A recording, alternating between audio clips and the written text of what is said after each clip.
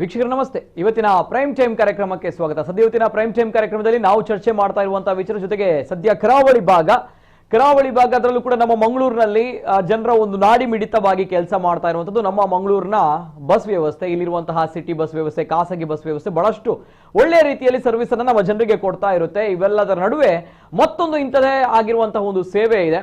ಬಹಳಷ್ಟು ಕುಟುಂಬಗಳು ಇದನ್ನೇ ನಂಬಿಕೊಂಡು ಬದುಕ್ತಾ ಇದೆ, ಅವರ ಜೀವನ ಹೋಗ್ತಾ ಇದೆ. ಇವೆಲ್ಲರ ಜೊತೆಗೆ ಬಹಳಷ್ಟು ಜನರು ಇದನ್ನೇ ನಂಬಿಕೊಂಡು ಅವರ ಕೆಲಸ ಕಾರ್ಯಗಳಿಗೆ, ದೈನಂದಿನ ಚಟುವಟಿಕೆಗಳಿಗೆ ಹೋಗ್ತಾ ಇದ್ದಾರೆ. ಇದು ಕೂಡ ನಮ್ಮ ಜನರ ನಾಡಿ ಮಿಡಿತದ ರೀತಿಯಲ್ಲಿ ಕೆಲಸ ಮಾಡ್ತಾ ಇದೆ. ಬೇರೆ ಯಾರೂ ಅಲ್ಲ, ಅವರನ್ನ ನಮ್ಮ ಅಣ್ಣಂದಿರು ಅಥವಾ ಅವರು ನಮ್ಮ ರಕ್ಷಕರು, ಜೊತೆಗೆ ಅವರು ನಮ್ಮ ಒಂದು ಸ್ಥಳದಿಂದ ಮತ್ತೊಂದು ಸ್ಥಳಕ್ಕೆ ಸೇಫ್ ಆಗಿ ನಮ್ಮನ್ನ ಕಳಿಸಿಕೊಡ್ತಾರೆ ಅನ್ನುವಂತಹ ಒಂದು ನಂಬಿಕೆ, ಆ ನಂಬಿಕೆಯ ಮೇಲೆ ನಡೀತಾ ಇರುವಂತಹ ಒಂದು ನಂಬಿಕೆಯ ಚಾಲಕರು, ನಮ್ಮ ರಿಕ್ಷಾ ಚಾಲಕರು, ಆಟೋ ರಿಕ್ಷಾ ಚಾಲಕರು, ಅವರ ಸಮಸ್ಯೆ ಈಗ ಬಹಳಷ್ಟು ಚರ್ಚೆ ಆಗ್ತಾ ಇದೆ. ಈ ಸಮಸ್ಯೆ ಇಂದು ನಿನ್ನೆದಲ್ಲ, ಈ ಹಿಂದೆಯೂ ಕೂಡ ನಾವು ಚರ್ಚೆಯನ್ನ ಮಾಡಿದ್ವಿ. ಯಾಕೆ ಈ ಸಮಸ್ಯೆ ಅಂತ ಬಂದಾಗ ಅವರಿಗೆ ಇಂಧನ ಬೆಲೆ ಅಥವಾ ಬಹಳಷ್ಟು ಸಮಸ್ಯೆಗಳು ಆಗ್ತಾ ಇದೆ, ಏರಿಕೆ ಆಗಿದೆ, ಈ ರೀತಿ ಸಮಸ್ಯೆಗಳಲ್ಲ. ಅವರ ಸಮಸ್ಯೆ ಇರುವಂತದ್ದು ಈ ಹಿಂದಿನಿಂದ ಕೂಡ ಇದ್ದಂತಹ ಇಂಧನ ಆಟೋ ರಿಕ್ಷಾಗಳ ಬಗ್ಗೆ ತಮಗೆ ಗೊತ್ತಿದೆ. ಈಗ ಹೊಸದಾಗಿ ಆಡ್ ಆನ್ ಆಗಿರುವಂತದ್ದು, ಅಂದ್ರೆ ನಮ್ಮ ಟೆಕ್ನಾಲಜಿ ಇಂಪ್ರೂವ್ಮೆಂಟ್ ಆದ್ಮೇಲೆ ಆಡ್ ಆನ್ ಆಗಿರುವಂತದ್ದು ಇವಿ, ಎಲೆಕ್ಟ್ರಿಕಲ್ ಆಟೋ ರಿಕ್ಷಾ ತಮ್ಗಳಿಗೆ ಗೊತ್ತಿದೆ. ಇವೆಲ್ಲದರ ನಡುವೆ ಈಗ ಬಹಳಷ್ಟು ಚರ್ಚೆ ಜೊತೆಗೆ ಗದ್ದಲ ಜೊತೆಗೆ ಸಂಘರ್ಷ ಎದ್ದಿರುವಂತದ್ದು. ಈಗ ಕರಾವಳಿ ಭಾಗದಲ್ಲಿ ಸದ್ಯ ಚರ್ಚೆ ಆಗ್ತಾ ಇರುವಂತದ್ದು ಇದೇ ವಿಚಾರ. ಒಂದ್ ಕಡೆ ಇಂಧನ ಆಟೋ, ಇನ್ನೊಂದ್ ಕಡೆ ಎಲೆಕ್ಟ್ರಿಕಲ್ ಆಟೋ ಅಂದ್ರೆ ಇವಿ ಆಟೋಗಳು. ಈ ಆಟೋ ರಿಕ್ಷಾಗಳ ನಡುವೆ ಬಹಳಷ್ಟು ಸಂಘರ್ಷಗಳು ನಡೀತಾ ಇದೆ. ಯಾಕಂದ್ರೆ ಇಂದಿನಿಂದಲೂ ಕೂಡ ನಾವುಗಳು ಇಂಧನ ಆಟೋ ರಿಕ್ಷಾವನ್ನ ಓಡಿಸ್ತಾ ಇದೀವಿ. ನಮ್ಗೆ ಬಹಳಷ್ಟು ಕಟ್ಟುನಿಟ್ಟಿನ ಕಡ್ಡಾಯ ರೂಲ್ಸ್ ಗಳಿದೆ, ಅದನ್ನೇ ನಂಬಿಕೊಂಡು ನಾವುಗಳು ಜೀವನವನ್ನ ಮಾಡ್ತಾ ಇದ್ವಿ. ಆದ್ರೆ ಮುನ್ನೆತಾನೆ ಬಂದಿರುವಂತಹ ಇವಿ ಆಟೋ ರಿಕ್ಷಾಗಳು ಅದಕ್ಕೆ ಬಹಳಷ್ಟು ಪ್ರೊವಿಷನ್ಸ್ ಗಳನ್ನ, ಒಂದು ಕೆಲವು ಒಳ್ಳೆಯ ರೀತಿಯಲ್ಲಿ ಅಂದ್ರೆ ಸ್ವಲ್ಪ ರೂಲ್ಸ್ ಅಂಡ್ ರೆಗ್ಯುಲೇಷನ್ಸ್ ಗಳು ಸ್ವಲ್ಪ ಬಹಳಷ್ಟು ಸಡಿಲ ಮಾಡಲಾಗಿದೆ ಅನ್ನುವಂತ ಒಂದು ಆರೋಪ. ಆದ್ರೆ ಅದು ಯಾಕೆ ಆ ರೀತಿ ಒಂದು ಕಣ್ಣಿಗೆ ಬೆಣ್ಣೆ ಇನ್ನೊಂದು ಕಣ್ಣಿಗೆ ಸುಣ್ಣ ಯಾಕೆ ಕೊಡ್ತೀರಿ ಅನ್ನುವಂಥದ್ದು. ನಮ್ಗೆ ಯಾವ ರೀತಿ ಸ್ಟ್ರಿಕ್ಟ್ ರೂಲ್ಸ್ ಇದೆ ಅದೇ ರೀತಿ ಸ್ಟ್ರಿಕ್ಟ್ ರೂಲ್ಸ್ ಗಳು ಅವರುಗಳು ಕೂಡ ಬೇಕಾಗಿದೆ ಅನ್ನುವಂತಹ ವಿಚಾರ. ಅಷ್ಟಕ್ಕೂ ಕೂಡ ಈ ಒಂದು ಚರ್ಚೆ ಹಿಂದಿನೂ ಕೂಡ ಆಗಿತ್ತು. ಈ ಬಾರಿ ಹೇಳ್ತಾ ಇರುವಂತಹ ಪ್ರಮುಖವಾಗಿರುವಂತಹ ಬೇಡಿಕೆಗಳು ಅಂದ್ರೆ ಇಂದಿನ ಕೂಡ ನಾವು ನೋಡ್ಕೊಂಡು ಬರ್ತಾ ಇರುವಂತಹ ಇಂಧನ ಆಟೋ ರಿಕ್ಷಾ ಚಾಲಕರು, ಮಾಲಕರು ಇದೀಗ ಒಂದು ಕಡ್ಡಾಯವಾಗಿರುವಂತಹ ಬೇಡಿಕೆಯನ್ನ ಇಡ್ತಾ ಇದ್ದಾರೆ. ಅದೇನು ಅಂತ ಬಂದಾಗ ಎಲೆಕ್ಟ್ರಿಕಲ್ ಆಟೋ ರಿಕ್ಷಾ ಕಡ್ಡಾಯವಾಗಿ ಪರವಾನಗಿಯನ್ನ ಪಡೆದುಕೊಳ್ಬೇಕು ಅನ್ನೋದು ದೊಡ್ಡ ಆರೋಪ ಇದೆ. ಎಲೆಕ್ಟ್ರಿಕಲ್ ಆಟೋ ರಿಕ್ಷಾಗಳಿಗೆ ಕಡ್ಡಾಯ ಪರವಾನಗಿ ಇಲ್ಲ ಬಹಳಷ್ಟು ಜನರಲ್ಲಿ ಅನ್ನುವಂಥದ್ದು, ಅಂದ್ರೆ ಪರವಾನಗಿನೇ ಇಲ್ಲ ಅನ್ನುವಂತಹ ವಿಚಾರಗಳು. ಸೊ ಹಾಗಿದ್ದಾಗ ಕಡ್ಡಾಯವಾಗಿ ತಾವುಗಳು ಪರವಾನಗಿಯನ್ನ ಅಂದ್ರೆ ಎಲೆಕ್ಟ್ರಿಕಲ್ ಆಟೋ ರಿಕ್ಷಾವನ್ನ ಓಡಿಸೋರು ಮಾಡ್ಬೇಕಂತೆ. ಜೊತೆಗೆ ಪರವಾನಗಿ ಹೊಂದದೇ ಇದ್ದಲ್ಲಿ ಅಂತಹ ಆಟೋ ರಿಕ್ಷಾ ಚಾಲನೆ ಮಾಡಬಾರ್ದು ಅನ್ನುವಂತಹ ಒಂದು ಕಂಡೀಷನ್. ನಾಟ್ ಓನ್ಲಿ ದಟ್, ಪರವಾನಗಿ ಹೊಂದಿರಬೇಕು, ಜೊತೆಗೆ ಹೊಂದದೇ ಇದ್ದಲ್ಲಿ ಅಂತವರು ರಿಕ್ಷಾವನ್ನ ಚಾಲನೆ ಮಾಡಬಾರ್ದು. ಒಂದು ವೇಳೆ ನಿಯಮವನ್ನ ಪಾಲಿಸದೇ ಇದ್ದಲ್ಲಿ ಇನ್ನು ಮುಂದಕ್ಕೆ ಇವಿ ಆಟೋ ರಿಕ್ಷಾಗಳು ಆಟೋ ರಿಕ್ಷಾ ಪಾರ್ಕ್ ಅಲ್ಲಿ ನಿಲ್ಲಿಕ್ಕೆ ನಾವು ಬಿಡಲ್ಲ ಅನ್ನುವಂತಹ ಒಂದು ನೇರ ಕಡ್ಡಾಯದ ರೂಲ್ಸ್ ಅನ್ನ ಮಾಡಿದ್ದಾರೆ. ಅಷ್ಟು ಕೂಡ ಏನ್ ವಿಚಾರ ಕಂಪ್ಲೀಟ್ ಡೀಟೇಲ್ಸ್ ಬರ್ತಾ ಇದೆ ನೋಡ್ಕೊಂಡ್ ಬನ್ನಿ. ಕರಾವಳಿಯಲ್ಲಿ ಮುಗಿಯದ ಇಂಧನ ವರ್ಸಸ್ ಇವಿ ಆಟೋ ರಿಕ್ಷಾ ಸಂಘರ್ಷ. ಇವಿ ಆಟೋಗಳಿಗೆ ವಿಶೇಷ ವಿನಾಯಿತಿ, ಇಂಧನಕ್ಕೆ ಅನ್ಯಾಯ, ಏನಿದು ಆರೋಪ?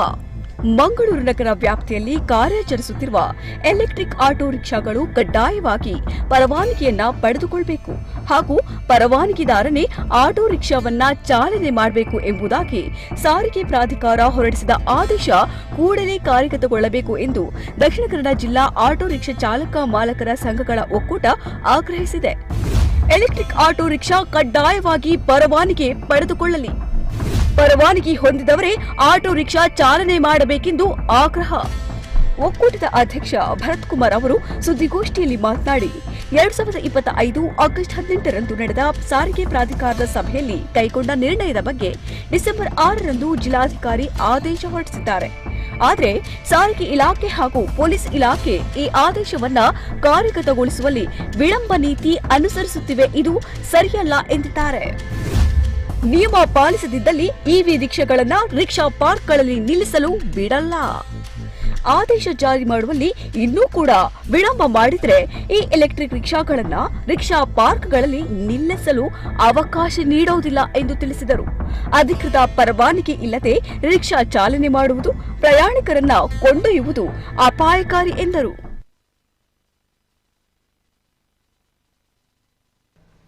ಎಸ್, ಇದೆಲ್ಲ ಕಡ್ಡಾಯವಾಗಿರುವಂತಹ ರೂಲ್ಸ್ ಅನ್ನ ಇನ್ನು ತಾವುಗಳು ಕೂಡ ಮಾಡಬೇಕು, ಅಂದ್ರೆ ತಾವುಗಳು ಕೂಡ ಪಾಲನೆ ಮಾಡಬೇಕು ಅನ್ನುವಂಥ ನಿಟ್ಟಿನಲ್ಲಿ ಇಂಧನ ಆಟೋ ರಿಕ್ಷಾ ಚಾಲಕರು ಮಾಲಕರು ಅವರು ಮಾಡಿರುವಂತಹ ಒಕ್ಕೂಟದ ಪದಾಧಿಕಾರಿಗಳು ಮಾಡಿರುವಂತಹ ಒಂದು ಪ್ರೆಸ್ ಮೀಟ್, ಇವೆಲ್ಲದರ ಜೊತೆಗೆ ಈ ಒಂದು ರೂಲ್ಸ್ ಅನ್ನ ಇನ್ನು ಮುಂದೆ ತಾವುಗಳು ಫಾಲೋ ಮಾಡಿಲ್ಲ ಅಂದ್ರೆ ಬಹಳಷ್ಟು ಇವಿ ಆಟೋ ರಿಕ್ಷಾಗಳು ನಮ್ಮ ನಗರದಲ್ಲಿ ಸಂಚಾರ ಮಾಡ್ತಾ ಇದೆ, ತಾವುಗಳು ಪಾಲನೆ ಮಾಡಿಲ್ಲ ಅಂತ ಬಂದಾಗ ಇನ್ನು ಮುಂದಕ್ಕೆ ಆಟೋ ರಿಕ್ಷಾ ಸ್ಟ್ಯಾಂಡ್ ಅಲ್ಲಿ ನಿಲ್ಲಿಕ್ಕೆ ಅವಕಾಶಗಳು ಕೊಡಲ್ಲ ಅನ್ನುವಂಥ ನಿಟ್ಟಿನಲ್ಲಿ ಅವರುಗಳು ಹೇಳ್ತಾ ಇದ್ದಾರೆ. ಯಾಕಂದ್ರೆ ಈ ಬಗ್ಗೆ ಈಗಾಗಲೇ ಅವರು ಸರ್ಕಾರದ ಜೊತೆಗೆ ನ್ಯಾಯಾಲಯದ ಮೆಟ್ಟಿಲನ್ನು ಕೂಡ ಹತ್ತಿದ್ದಾರೆ. ಸೊ ಇದೆಲ್ಲವೂ ಕೂಡ ನೋಡಿದಾಗ ಯಾಕೆ ಹೀಗಾಗ್ತಾ ಇದೆ, ನಿಜವಾಗ್ಲೂ ಕೂಡ ಆಕ್ಚುಯಲ್ ಸಮಸ್ಯೆಗಳು ಏನು ಅನ್ನುವಂತಹ ಪ್ರಶ್ನೆಗಳ ನಡುವೆ ನಾನು ಇವತ್ತಿನ ಚರ್ಚೆಯನ್ನ ಪ್ರಾರಂಭ ಮಾಡ್ತಾ ಇದ್ದೆ. ನಮ್ಮ ಜೊತೆ ಇವತ್ತಿನ ಕಾರ್ಯಕ್ರಮದಲ್ಲಿ ಅಧ್ಯಕ್ಷರು ರಿಕ್ಷಾ ಚಾಲಕ ಮಾಲಕರ ಸಂಘ ಇದರ ಭರತ್ ಕುಮಾರ್ ಅವರಿದ್ದಾರೆ. ಆತ್ಮೀಯವಾಗಿರುವಂತಹ ಸ್ವಾಗತ ಭರತ್ ಕುಮಾರ್ ಅವರಿಗೆ. ನಮಸ್ತೆ ಸರ್.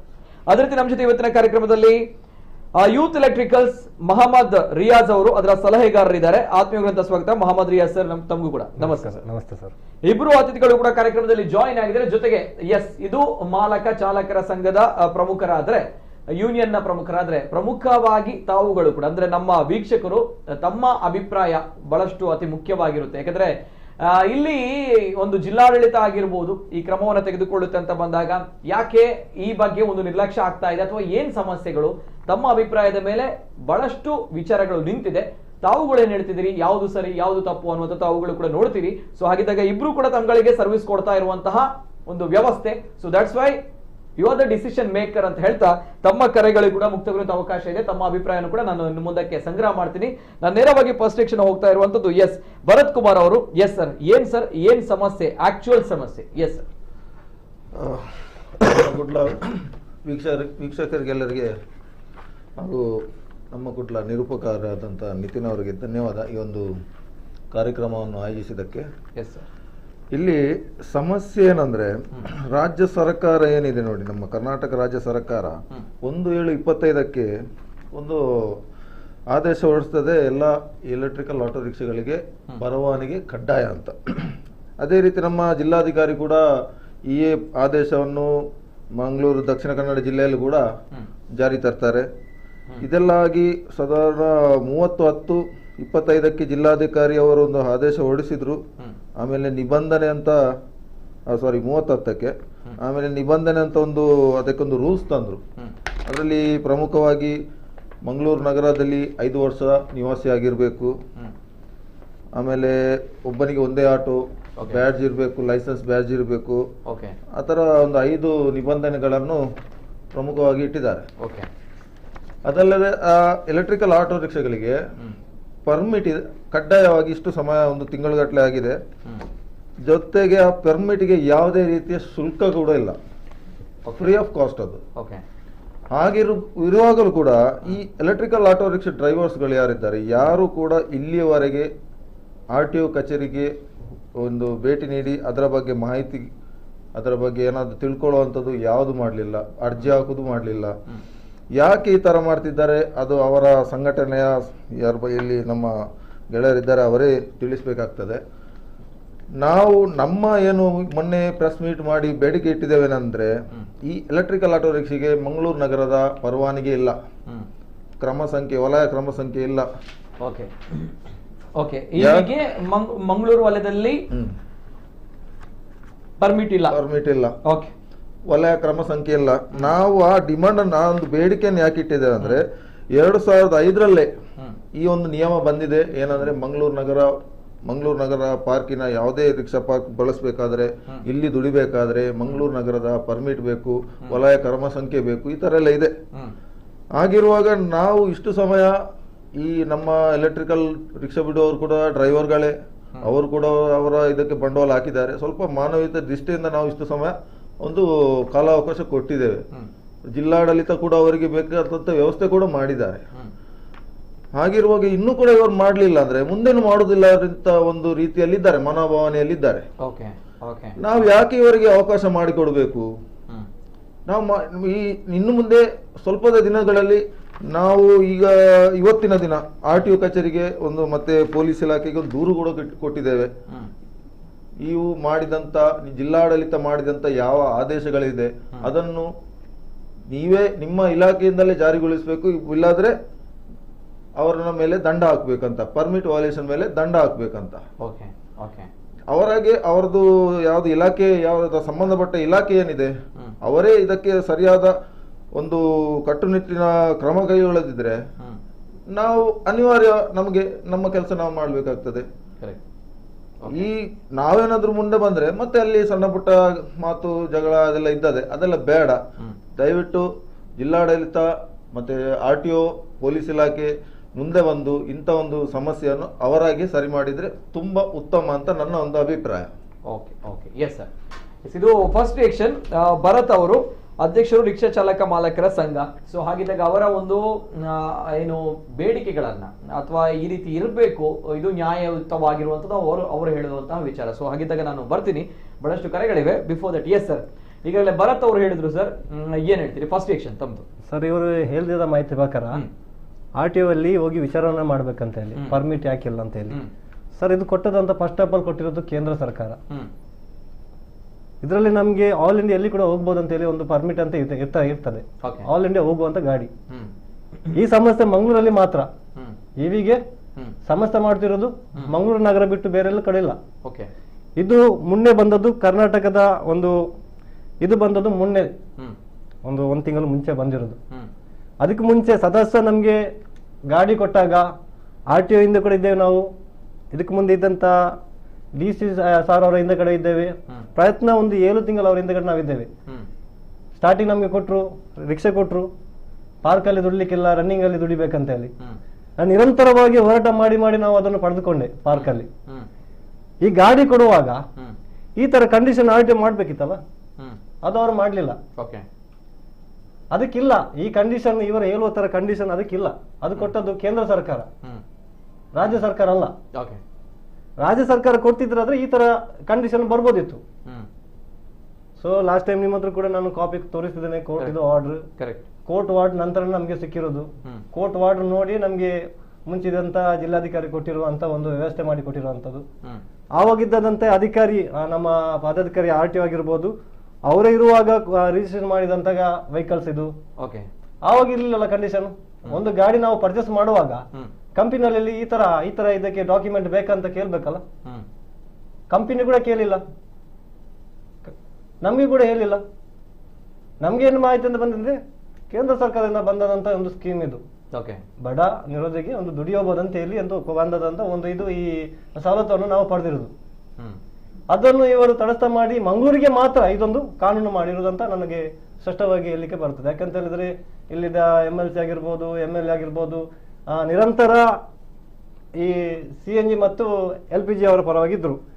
ಇಲ್ಲಿ ನೋಡ್ಲಿಕ್ಕೆ ಇವರು 6,500 ಇವರು ಹೇಳ್ತಾ ಇದ್ದಾರೆ. ಇವಾಗ EV ಅವರು ಕೂಡ 4,000 ಇದ್ದಾರೆ, ಇಲ್ಲಿ ದುಡಿತಾ ಇದ್ದಾರೆ. ಇವರು 6,000 ಚಿಲ್ಲರೆ ಇವರು ಹೇಳ್ತಾ ಇದ್ದಾರೆ. ಸೊ ನಾವು ಕೂಡ 4,000 ಹತ್ತಿರ ಬರ್ತೀವಿ. ಸೊ ಇವರು 100% ಆದ್ರೆ ನಾವು 80% ಇದ್ದೇವೆ. ಈ ತರ ಕಂಡೀಷನ್ ಬಂದ್ರೆ ಇದಕ್ಕೆ ನಾವು ಕೂಡ ಏನು ಮಾಡ್ಲಿಕ್ಕೆ ಆಗ್ತದೆ? ನಮ್ಗೆ ಏನು ಮಾಡ್ಲಿಕ್ಕೆ ಆಗಲ್ಲ. ಯಾಕಂತ ಹೇಳಿದ್ರೆ ನಾವು ರಿಕ್ಷಾ ತೆಗೆದಾಗಿದ್ರೆ ಒಬ್ಬ ಬಡವ ಅವ ರಿಕ್ಷಾ, ಯಾಕೆಂದ್ರೆ ಬೇರೆ ಕೆಲಸ ಬಿಟ್ಟು ರಿಕ್ಷಾ ಬಂದಿರೋನಲ್ಲ. ಇದಕ್ಕೆ ಮುಂಚೆ ಅವ ದುಡಿತಿರೋ ರಿಕ್ಷಾದಲ್ಲಿಯೇ ಕಲೆಕ್ಷನ್ ಕೊಟ್ಟು ದುಡಿತಿದ್ದ ರಿಕ್ಷಾದವನೇ ಬಂದು ಒಂದು ಹೊಸ ರಿಕ್ಷಾಕ್ಕೆ ತೆಗಿತಾನೆ. ಯಾಕಂತ ಹೇಳಿದ್ರೆ ಆ ಗಾಡಿ ಸ್ವಂತ ನನಗೆ ತೆಗಿಲಿಕ್ಕೆ ಆಗಲ್ಲ, ತೆಗೆಯುವುದಾದ್ರೆ ಪರ್ಮನೆಂಟ್ ತೆಗಿಲಿಕ್ಕೆ ಇಷ್ಟು ದುಡ್ಡು ಕೊಡ್ಲಿಕ್ಕೆ ನನ್ನ ಹತ್ರ ಇರುವುದಿಲ್ಲ, ಅದಕ್ಕಿಂತ ಈ ರೇಟಲ್ಲಿ ನನಗೆ ಎಲೆಕ್ಟ್ರಿಕ್ ರಿಕ್ಷಾ ಸಿಗ್ತಾ ಇದೆ, ನಾನು ಅದರಲ್ಲಿ ನನಗೆ ಅದಾಗ್ತದೆ. ಯಾಕಂದ್ರೆ ಒಬ್ಬನಿಗೆ ಒಂದು ಆಸೆ ಇರ್ತದೆ. ಇವಾಗ ನಾನು ಕೂಡ ಯಾವ್ದಾದ್ರೂ ಒಂದು ರಿಕ್ಷಾ ಡ್ರೈವರ್ ಆಗಿದ್ರೆ ನಾನು ಬೇರೆಯವರ ರಿಕ್ಷಾದಲ್ಲಿ ಇರುವಾಗ ನನಗೆ ಒಂದು ಆಸೆ ಬರ್ತದೆ, ನಾನು ಕೂಡ ಒಂದು ಸ್ವಂತ ರಿಕ್ಷಾದಲ್ಲಿ ದುಡಿಬೇಕು, ನನಗೂ ಕೂಡ ಒಂದು ಸ್ವಂತ ರಿಕ್ಷಾ ಬೇಕಂತ ಹೇಳಿ ತೆಗೆದಂತ ರಿಕ್ಷಾ ಆಗಿರ್ತದೆ. ಅದು ಹೇಗೆ ತೆಗೆದ್ರಂತದ್ದು ಅದು ಆ ಕಷ್ಟ ಅವನಿಗೆ ಗೊತ್ತಿರುತ್ತದೆ. ಒಂದ ಹೆಂಡತಿಯ ಕರೆಮನೆ ಅಡವಿಟ್ಟು, ಇಲ್ಲದಿದ್ರೆ ಇನ್ನೊಬ್ಬರ ಕೈ ಸಾಲ ಮಾಡಿಕೊಂಡು ಯಾವ್ದೋ ರೀತಿಯಲ್ಲಿ ಅವನು ತೆಗೆದಿರುವಂತ ರಿಕ್ಷಾ ಆಗಿರುತ್ತದೆ. ದುಡ್ಡಿದ್ದವನು ತೆಗೆದದಲ್ಲ ರಿಕ್ಷಾ. ಇವಾಗ ಸಮಸ್ಯೆ ಅಂತ ಹೇಳಿದ್ರೆ ಈ ತರ ಕಂಡೀಷನ್ ನಿರ್ಣಯ ಮುನ್ನೆ ಮಾಡಿದಂತ ನಿರ್ಣಯದಲ್ಲಿ ಇದನ್ನು ಈ 4,000 ರಿಕ್ಷಾ ಚಾಲಕರಿದ್ದಾರಲ್ಲ, ಈ 4,000 ಕುಟುಂಬದವರಿಗೂ ಕೂಡ ಒಂದು ಹೊತ್ತಿನ ಊಟಕ್ಕೆ ತೊಂದರೆ ಆಗ್ಬೋದಂತ ನನ್ನೊಂದು ಅನಿಸಿಕೆ ಇದೆ. ಈ ನಿಬಂಧನೆ ಇದಕ್ಕೆ ನಾವು ಒಪ್ಪುವಂತದ್ದು ಅಲ್ಲ, ಒಪ್ಲಿಕ್ಕೆ ಆಗುದೂ ಇಲ್ಲ. ಇವಾಗ 5 ವರ್ಷ ಮಂಗಳೂರಿನಲ್ಲೇ ಇರ್ಬೇಕಂತ ಹೇಳಿದ್ರೆ ಗ್ರಾಮಾಂತರ ಯಾಕೆ ರಿಕ್ಷಾ ತೆಗೆಯುವುದು? ಡ್ಯಾರ್ಲಘಟ್ಟವನ ಆಗಿರ್ಬೋದು ಅಥವಾ ಉಲ್ಲಾಲ್ ಆಗಿರ್ಬೋದು, ಪರಿಸರ ಮಂಗಳೂರು ಹತ್ತಿರ ಇರುವವರು, ಏನೋ ಬಂಟ್ವಾಳ ಅಥವಾ ಉತ್ತರ ಕರ್ನಾಟಕ ಬಂದವರನ್ನೆಲ್ಲ EV ಆಟೋದಲ್ಲಿ ಇವಾಗ ದುಡಿಯುವಂತ ಚಾಲಕರು ನಮ್ಮ ಮಂಗಳೂರು ಹತ್ತಿರದವರೇ, ಸರೌಂಡ್ ಮಂಗಳೂರು ತಾಲೂಕೆ ಆಗಿರ್ಬೋದು, ಆಸುಪಾಸ 15-13 ಕಿಲೋಮೀಟರ್ ಹೊರಗಿಂದ, ಅದಕ್ಕಿಂತ ಹೊರಗಿನಿಂದ ಬರ್ಲಿಕ್ಕೆ ಆಗುದಿಲ್ಲ. ಯಾಕಂತೇಳಿ ಅದರಲ್ಲಿ ಸಿಗುದು 160ರಿಂದ 140. ಅವನಿಗೆ ಅಪ್ ಅಂಡ್ ಡೌನ್ ಹೋಗ್ಲಿಕ್ಕೆ 40 ಕಿಲೋಮೀಟರ್ ಅವನು ಇಡಬೇಕು. ಈ 100 ಕಿಲೋಮೀಟರ್ ಅಲ್ಲಿ ಅವು ಎಷ್ಟು ದುಡಿಮೆ ಮಾಡ್ಬೋದು? ಮತ್ತೆ ಕೂಡ ಅದು ಚಾರ್ಜ್ ಮುಗಿದ ನಂತರ ಅವನು 5 ಗಂಟೆಯಲ್ಲಿ ನಿಲ್ಬೇಕು ಚಾರ್ಜ್ ಮಾಡ್ಲಿಕ್ಕೆ. ಸರಿ, ಈಗ ಎಸ್ ಸರ್, ಈಗ ಇದು ಸದ್ಯದ ಪರಿಸ್ಥಿತಿಯಲ್ಲಿ ಬಹಳಷ್ಟು ಕಷ್ಟ ಇವರುಗಳು ಹೇಳುವಂತಹ ಒಂದು ವಿಚಾರಗಳನ್ನ ಪಾಲನೆ ಮಾಡ್ಲಿಕ್ಕೆ ಅಂತ ತಾವು ಹೇಳ್ತೀರಿ. ಹೌದು. ಓಕೆ, ಬಟ್ ಸ್ಟಿಲ್ ತಮ್ಗಳಿಗೆ ಪರ್ಮಿಟ್ ಇಲ್ಲ, ಬೇರೆ ಕಡೆಗಳು ಎಲ್ಲ ಕಡೆಗಳು ಹೋಗ್ಬೋದು, ಬಟ್ ಅವರುಗಳು ರೂಲ್ಸ್ ಅಂಡ್ ರೆಗ್ಯುಲೇಷನ್ಸ್ ಒಂದು ಚೌಕಟ್ಟಿನಲ್ಲಿ ಬದುಕ್ತಾ ಇದಾರಲ್ಲ ಸರ್, ತಮ್ಮ ಒಂದು ಜನರಲ್ ಒಪಿನಿಯನ್ ಏನು ಸರ್? ಇದು ನಾವು ಮಾಡಿದಂತ ಒಂದು ಕಂಡೀಷನ್ ಅರ್ಥ ಆಯ್ತು, ಸೆಂಟ್ರಲ್ ಗವರ್ಮೆಂಟ್ ಮಾಡಿದಂತ ಇದು. ಇವರು ಫೈಟ್ ಮಾಡ್ಲಿಕ್ಕೆ ಇರೋದು ಯಾರ ಹತ್ರ? ನಮ್ ಜೊತೆ ಅಲ್ಲ. ಕರೆಕ್ಟ್. ಇವಾಗ ತೆಗ್ದಾಗಿದೆ ಇವರು ಹೇಳಿದ್ರಲ್ಲ, ಅವರಿಗೆ ಒಂದು ಮಾನವೀಯತೆ ನಾವು ಕೊಡ್ಬೇಕಂತ ಹೇಳಿ. ಮತ್ತೆ ಇವರು ನಮ್ಗೆ ಯಾಕೆ ಇವರು ಅನ್ಯಾಯ ಮಾಡುದು? ಇವರ ಮೊನ್ನೆ ಪ್ರೆಸ್ ಮೀಟ್ ಅಲ್ಲಿ ಓಪನ್ ಆಗಿ ಹೇಳ್ತಾ ಇದ್ದಾರೆ, ಇನ್ನು ಮುಂದಕ್ಕೆ ನಾವು ಪಾರ್ಕ್ ಅಲ್ಲಿ ನಿಲ್ಲಿಕ್ಕೆ ಬಿಡುದಿಲ್ಲ ಅಂತ ಹೇಳಿ. ನಿಲ್ಲಿಕ್ಕೆ ನಾವು ಬಿಡುದಿಲ್ಲ ಅಂತ ಹೇಳ್ತಾ ಇದ್ದಾರೆ. ಅದು ಯಾವ ರೀತಿಯಲ್ಲಿ ಇವರು ಹೇಳ್ತಾ ಇದ್ದಾರೆ? ಇವರ ತರ ನಾವು ಕೂಡ ದುಡ್ಡು ಕೊಟ್ಟು ರಿಕ್ಷಾ ತೆಗೆದಲ್ಲ, ನಮ್ಗೇನು ಗವರ್ಮೆಂಟ್ ಫ್ರೀ ಕೊಟ್ಟು ರಿಕ್ಷಾನಾ? ಸಬ್ಸಿಡಿ ಸಿಕ್ಕಿದೆ ಇಲ್ಲ ಅಂತ ಹೇಳುದಿಲ್ಲ, ಆದ್ರೆ ಫುಲ್ ರಿಕ್ಷಾಗೆ ಸಬ್ಸಿಡಿ ಸಿಗುದಿಲ್ಲ. ಈ ಆದ್ದರಿಂದ ಇವರು ಈ ತರ ಮಾತನಾಡೋದಾದ್ರೆ ನಾವು ಮತ್ತೆ ಇವರಿಗೆ ರಿಯಾಕ್ಷನ್ ನಾವು ಕೂಡ ಮಾತಾಡ್ಲಿಕ್ಕೆ ಬರ್ತದೆ. ಇವಾಗ ಹೇಳಿದ್ರು ಅವರು ಬೇಕಾದಂತ ಅಧಿಕಾರಿಗಳು, ಅದೇ ಇದಕ್ಕೆ ಮುಂಚಿತ ಅಧಿಕಾರಿಗಳು ಅವರು ಇದೇ ಸ್ಟಿಕ್ ಮಾಡಿದ್ರೆ ಇವತ್ತು ಇವಿ ರಿಕ್ಷಾ ಇಷ್ಟು ಬರ್ಲಿಕ್ಕೆ ಇರ್ಲಿಲ್ಲಲ್ಲ ಮಂಗಳೂರಿಗೆ, ಯಾರಿಗೂ ಕೂಡ ತೊಂದರೆ ಆಗ್ಲಿಕ್ಕೆ ಇರ್ಲಿಲ್ಲಲ್ಲ. ಇವರ ನಿರಂತರ ಇವರ ಹೋರಾಟ ಮಾಡ್ತಾ ಇದ್ರು, ಇವರಿಗೆ ನಾವೇನು ಇದು ಹೇಳ್ತಾ ಇರೋದಲ್ಲ. ಸೊ ಇವರಾಗಿ ನಾವು ಕೂಡ ತೆಗೆದಿದ್ದೇವಲ್ಲ, ನಾವು ಕೂಡ ನಮ್ಮ ಹೆಂಡತಿ ಮಕ್ಕಳು ಸಾಕ್ಲಿಕ್ಕೋಸ್ಕರ ನಾವು ಕೂಡ ತೆಗೆದಿರೋದು. ಎಸ್ ಸರ್, ಬರ್ತೀನಿ. ತಮ್ಮ ಫಸ್ಟ್ ಆಕ್ಷನ್ ಇಬ್ರು ತೆಗೆದುಕೊಂಡಾಯ್ತು, ತದನಂತರ ನಾನು ಬರ್ತೀನಿ. ಜನರ ಕರೆಗಳು ಬರ್ತಾ ಇದೆ, ನಾನು ಜನರ ಅನಿಸಿಕೆಗಳನ್ನು ಕೂಡ ತೆಗೆದುಕೊಂಡು ತದನಂತರ ಪ್ರಶ್ನೆಗಳಿವೆ ಕೇಳ್ತೀನಿ. ಪ್ರಥಮ ಕರೆ ಇದೆ. ಹಲೋ ಸರ್, ನಮಸ್ತೆ. ನಮಸ್ತೆ ಸರ್, ತಮ್ಮ ಹೆಸರು ಎಲ್ಲಿಂದ ಸರ್? ಮೋಹನ್ ದಾಸ್ ಹೇಳಿ. ಮೋಹನ್ ದಾಸ್ ಅವರು, ಎಸ್ ಸರ್, ಎಲ್ಲಿಂದ ಸರ್? ಸರ್, ಇವಿ ರಿಕ್ಷಾಕ್ಕೆ ಪರ್ಮಿಟ್ ಕೊಟ್ರೆ ಮತ್ತೆ ಪರ್ಮಿಟ್ ದಂಧೆ ಶುರು ಆಗೋದು ಗ್ಯಾರಂಟಿ. ಗೊತ್ತಾ? ಈಗಾಗಲೇ ಪರ್ಮಿಟ್ ದಂಧೆ ಇದೆ. ಈಗ ಪರ್ಮಿಟ್ ಕೊಡ್ತೇವೆ ಅಂತ ಹೇಳಿದ ಮೇಲೆ ಮತ್ತೆ ಪುನಃ ಪರ್ಮಿಟ್ ಗೆ 3 ಲಕ್ಷ ಆಗಿದೆ. ಇದ್ರ ಮೊದಲು 150, 160 ಇತ್ತು, ಈಗ 1-2 ತಿಂಗಳ ಮೊದಲು. ಇದಕ್ಕೆ ಅವಕಾಶ ಮಾಡಿ ಕೊಡ್ಬಾರ್ದು. ಮತ್ತೆ ಬಾಕಿದ್ದು ಹೇಳ್ತೇನೆ, 5 ವರ್ಷ ಇದು ವಾಸ್ತವ ಸರ್ಟಿಫಿಕೇಟ್ ಬೇಕಂತ ಹೇಳಿದರೆ ಅದು ಕುಣಿಯುವ ಅವಶ್ಯಕತೆ ಮಾಡಿ ಕೊಡ್ಬಾರ್ದು ಸರ್ಕಾರ. ಯಾಕಂದ್ರೆ ನಾವು ದುಡ್ದು ತಿನ್ನೋರು. ನಮಗೆ ಈಗ ಒಂದು ಸಿಗ್ನಲ್ ಜಂಪ್ ಮಾಡಿದ್ರೆ ನೋಟಿಸ್ ಮನೆಗೆ ಬರ್ತದೆ, ಅದೇ ರೀತಿ ಪರ್ಮಿಟ್ ಅನ್ನು ಮನೆಗೆ ಕಳಿಸಬಹುದಲ್ಲ ಅಡ್ರೆಸ್ಗೆ. ಅದು ಅವನ ಆ ಅಡ್ರೆಸ್ ನಲ್ಲಿ ಇದ್ರೆ ಅದು ರಿಜಿಸ್ಟರ್ಡ್ ಪೋಸ್ಟ್ ಅವನ ಸಿಗ್ನೇಚರ್ ಹಾಕಿ ತಕೊಳ್ತಾನೆ. ಇಲ್ಲ ಅಂತ ಹೇಳಿದ್ರೆ ಅದು ರಿಟರ್ನ್ ವಾಪಸ್ ಹೋಗುತ್ತಲ್ಲ ಆರ್ಟಿಒಗೆ. ಕನ್ಫರ್ಮ್ ಆಯ್ತಲ್ಲ ಅಲ್ಲಿ.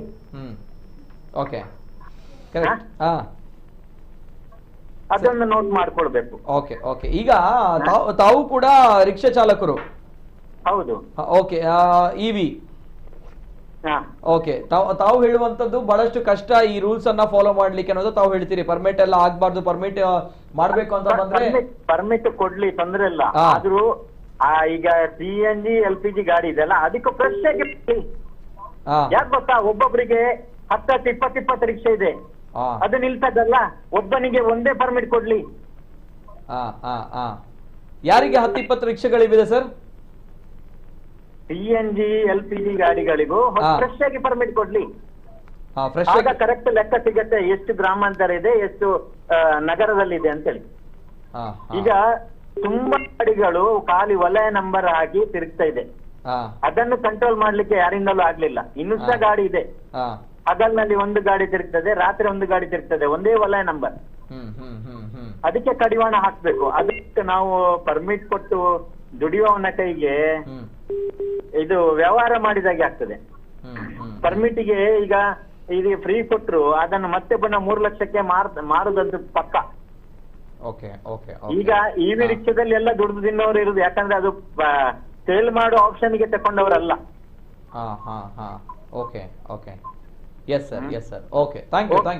ಫಾಲೋ ಅಪ್ ಮಾಡಿ ಪರ್ಮಿಟ್ ಒಂದು ಮನೆ ಅಡ್ರೆಸ್ ಗೆ ಕಳಿಸಿ. ಯಾಕಂದ್ರೆ RC ಬರ್ತದೆ, ಸಿಗ್ನಲ್ ಜಂಪ್ ಮಾಡಿದ್ರೆ ನೋಟಿಸ್ ಬರ್ತದೆ ಮನೆ ಅಡ್ರೆಸ್ ಗೆ. ಅದೇ ರೀತಿ ಬರ್ಲಿ ಪರ್ಮಿಟ್. ನಾವು ದುಡಿಯುವವರು ಆದ್ರೆ ಹಿಂದೆ ಕುಣಿತ ಹೋದ್ರೆ ಆಗ್ಲಿಕ್ಕಿಲ್ಲ. ಬೇಕಿದ್ರೆ ಇನ್ಸೂರ್ ಕಾಪಿ ಯಾವ್ದು ಬೇಕು ಡಾಕ್ಯುಮೆಂಟ್ಸ್ ಅದನ್ನು ಕರೆಕ್ಟ್ ಆಗಿ ತಕೊಳ್ಳಿ. ಇನ್ಸೂರ್ ಅಲ್ಲ ಲಾಸ್ ಆಗಿದೆ ಅಂತ ಹೇಳಿದ್ರೆ ಬೇಡ, ಅಂತವ್ರಿಗೆ ಕೊಡುದು ಬೇಡ. ಅದು ಒಪ್ಕೊಳ್ತೀರಿ. Okay okay, yes sir, thank you ಧನ್ಯವಾದ. ಮತ್ತೊಂದು ಕರೆ ಇದೆ. ಹಲೋ ಸರ್, ನಮಸ್ತೆ. ಹಲೋ ಸರ್, ನಮಸ್ತೆ. ನಮಸ್ತೆ ಮೇಡಮ್, ತಮ್ಮ ಹೆಸರಿಂದ ಮೇಡಮ್? ನಂದು ಜಯಂತಿ ಅಂತ ಸರ್, ನಾನು ಮಂಗಳೂರಿನ ಮಾತಾಡ್ತೀನಿ, ಬಾರೆಬೈಲು ಕುಂಟಿಕಾನ. ನಮಸ್ತೆ ಜಯಂತಿ ಮೇಡಮ್, ಮಾತಾಡಿ ಮೇಡಮ್. ಸರ್, ನಮಗೆ ನೋಡಿ ಈಗ ಇವಿ ಬಂದು ತುಂಬಾ ಉಪಕಾರ ಆಗಿದೆ ಸರ್. ಈಗ ಮಾರ್ನಿಂಗ್ ಟೈಮ್ ಅಲ್ಲಿ ನಾವು ಡ್ಯೂಟಿಗೆ ಹೋಗ್ಬೇಕಾದ್ರೆ ನಾನು ಮೊದಲು ಇಲ್ಲ ಕಪ್ಪು ರಿಕ್ಷಾದಲ್ಲೇ ಹೋಗ್ತಿದ್ದೆ. ಅದು ತುಂಬಾ ವೇಟ್, ತುಂಬಾ ಮತ್ತೆ ಆವಾಜ್ ಅದು ಕೂಡ ಅವರದು. ಮಳೆಗಾಲ ಟೈಮಲ್ಲಿ ಅಂತ ಕೇಳಲಿಕ್ಕೆ ಇಲ್ಲ. ಯಾರ್ದು? ಮತ್ತೆ ನಮಗೀಗ ಇವಿಯಲ್ಲಿ ಆದ್ರೆ ನೋಡಿ, ಅವರು ನಾವು ಹೇಳಿದ್ರೆ ಅವರು ಒಂದು ನಮಗೆ ರೆಸ್ಪೆಕ್ಟ್ ಆದ್ರೂ ಕೊಡ್ತಾರೆ. ಇದು ಅವರು ನಮಗೆ ರೆಸ್ಪೆಕ್ಟ್ ಇಲ್ಲ, ಏನಿಲ್ಲ. ನನಗೆ ಒಂದು ಅನುಭವ ಆಯ್ತು ಸರ್. ಯಾಕೆಂತ ಹೇಳಿದ್ರೆ ನಾನು ಒಂದು ದಿವಸ ಆಟೋಗೆ ಕೈ ಹಿಡಿದು ಇವಿಗೆ ಕೈ ಹಿಡಿಯುವಾಗ ಇವರು ಹಿಂದುಗಡೆ ಇದ್ದ ರಿಕ್ಷಾದವರು, ಕಪ್ಪು ರಿಕ್ಷಾದವರು ನನ್ನನ್ನು ಅದರಲ್ಲಿ ಇಳಿಸಿದ್ದಾರೆ. ಏನ್ ಮಾಡಿದ್ದಾರೆ? ಇಳಿಸಿದ್ದಾರೆ, ಗಾಡಿಯಿಂದ ಇಳಿಸಿ ಆ ಗಾಡಿಯಲ್ಲಿ ಹೋಗ್ಬಾರ್ದು ಅಂತ. ಯಾಕೆ ಇವ್ರಿಗೆ ಬೇಕಿತ್ತಾ? ಅದಕ್ಕೆ ಇವಿ ಆಟೋ ಇನ್ನೂ ಬರ್ಬೇಕು ಸರ್, ಇನ್ನೂ ಬರ್ಬೇಕು. ಯಾಕಂದ್ರೆ ಮಂಗಳೂರು ಸಿಟಿ ಡೆವಲಪ್ ಆಗ್ತಾ ಇದೆ ಅಲ್ವಾ, ಇನ್ನೂ ಬರ್ಬೇಕು. ಆವಾಗ ಮಾತ್ರ ಅವರಿಗೆ ಬುದ್ಧಿ ಬರ್ತದೆ, ಅಷ್ಟೇನೆ. Okay okay, yes yes yes madam. Okay, thank you, ಧನ್ಯವಾದಗಳು. ಮತ್ತೊಂದು ಕರೆ ಇದೆ. ಹಲೋ ಸರ್, ನಮಸ್ತೆ. ಹಲೋ, ನಮಸ್ತೆ. ನಮಸ್ತೆ ಸರ್, ಎಸ್ ಸರ್, ತಮ್ಮ ಹೆಸರಿಂದ ಸರ್? ಸರ್, ಮನೋಜ್ ಏಯಾಡಿಂದ ಮಾತಾಡೋದು. ಎಸ್ ಸರ್, ಮಾತಾಡಿ ಸರ್. ಸರ್ ನೋಡಿ, ನಾವು ಇವಿ ರಿಕ್ಷಾ ತಗೊಂಡದ್ದು ಮಾಡ್ಲಿಕ್ಕೆಲ್ಲ ಸರ್. ನಮ್ಗೆ ಕೇಂದ್ರ ಸರ್ಕಾರ ಸಬ್ಸಿಡಿ ಕೊಟ್ಟು ಇದು ಪ್ರಕೃತಿಗೆ ಒಳ್ಳೇದಾಗ್ತದೆ ಅಂತ ಹೇಳಿ ಪರ್ಮಿಟ್ ಇಲ್ಲದೆ ಕೊಟ್ಟದ್ದು ಸರ್. ನಾವು ಸಾಲ ಸೋಲ ಮಾಡಿ ಬ್ಯಾಂಕ್ ಲೋನ್ ಎಲ್ಲ ಇದು ಮಾಡಿ ನಾವು ದೈನಂದಿನ ನಾವು ಜೀವನ ತೆಗಿಲಿಕ್ಕೆ ಒಂದು ಗಾಡಿ ತೆಗೆದು ಸರ್. ಅದಕ್ಕೆ ಒಂದು ಪರ್ಮಿಟ್ ಮಾಡಿದ್ದೆ ಸರ್. ಅದು ನಮ್ಗೆ ತುಂಬಾ ಸಮಸ್ಯೆ ಆಗ್ತದೆ ಸರ್. ನಾವು ಇದನ್ನೇ ನಂಬಿ ಬದುಕುವಂತವ್ರು. ಇಲ್ಲಿ ಮಂಗಳೂರಲ್ಲಿ ಯಾರಿಗೂ ಬಾಡಿಗೆ ಕಮ್ಮಿ ಇಲ್ಲ.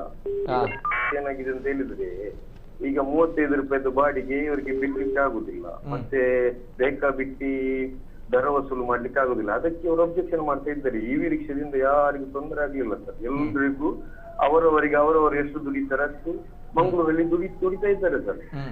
ಇದೇನಂತ ಹೇಳಿದ್ರೆ, ಮುಂಚೆ ಬೇಕಾ ಬಿಟ್ಟಿ ದರ ತೆಗಿತಾ ಇದ್ರು, ಮತ್ತೆ 35 ಬಾಡಿಗೆ ಹೋಗ್ತಾ ಇರ್ಲಿಲ್ಲ, ಬಿಡ್ತಾ ಇದ್ರು.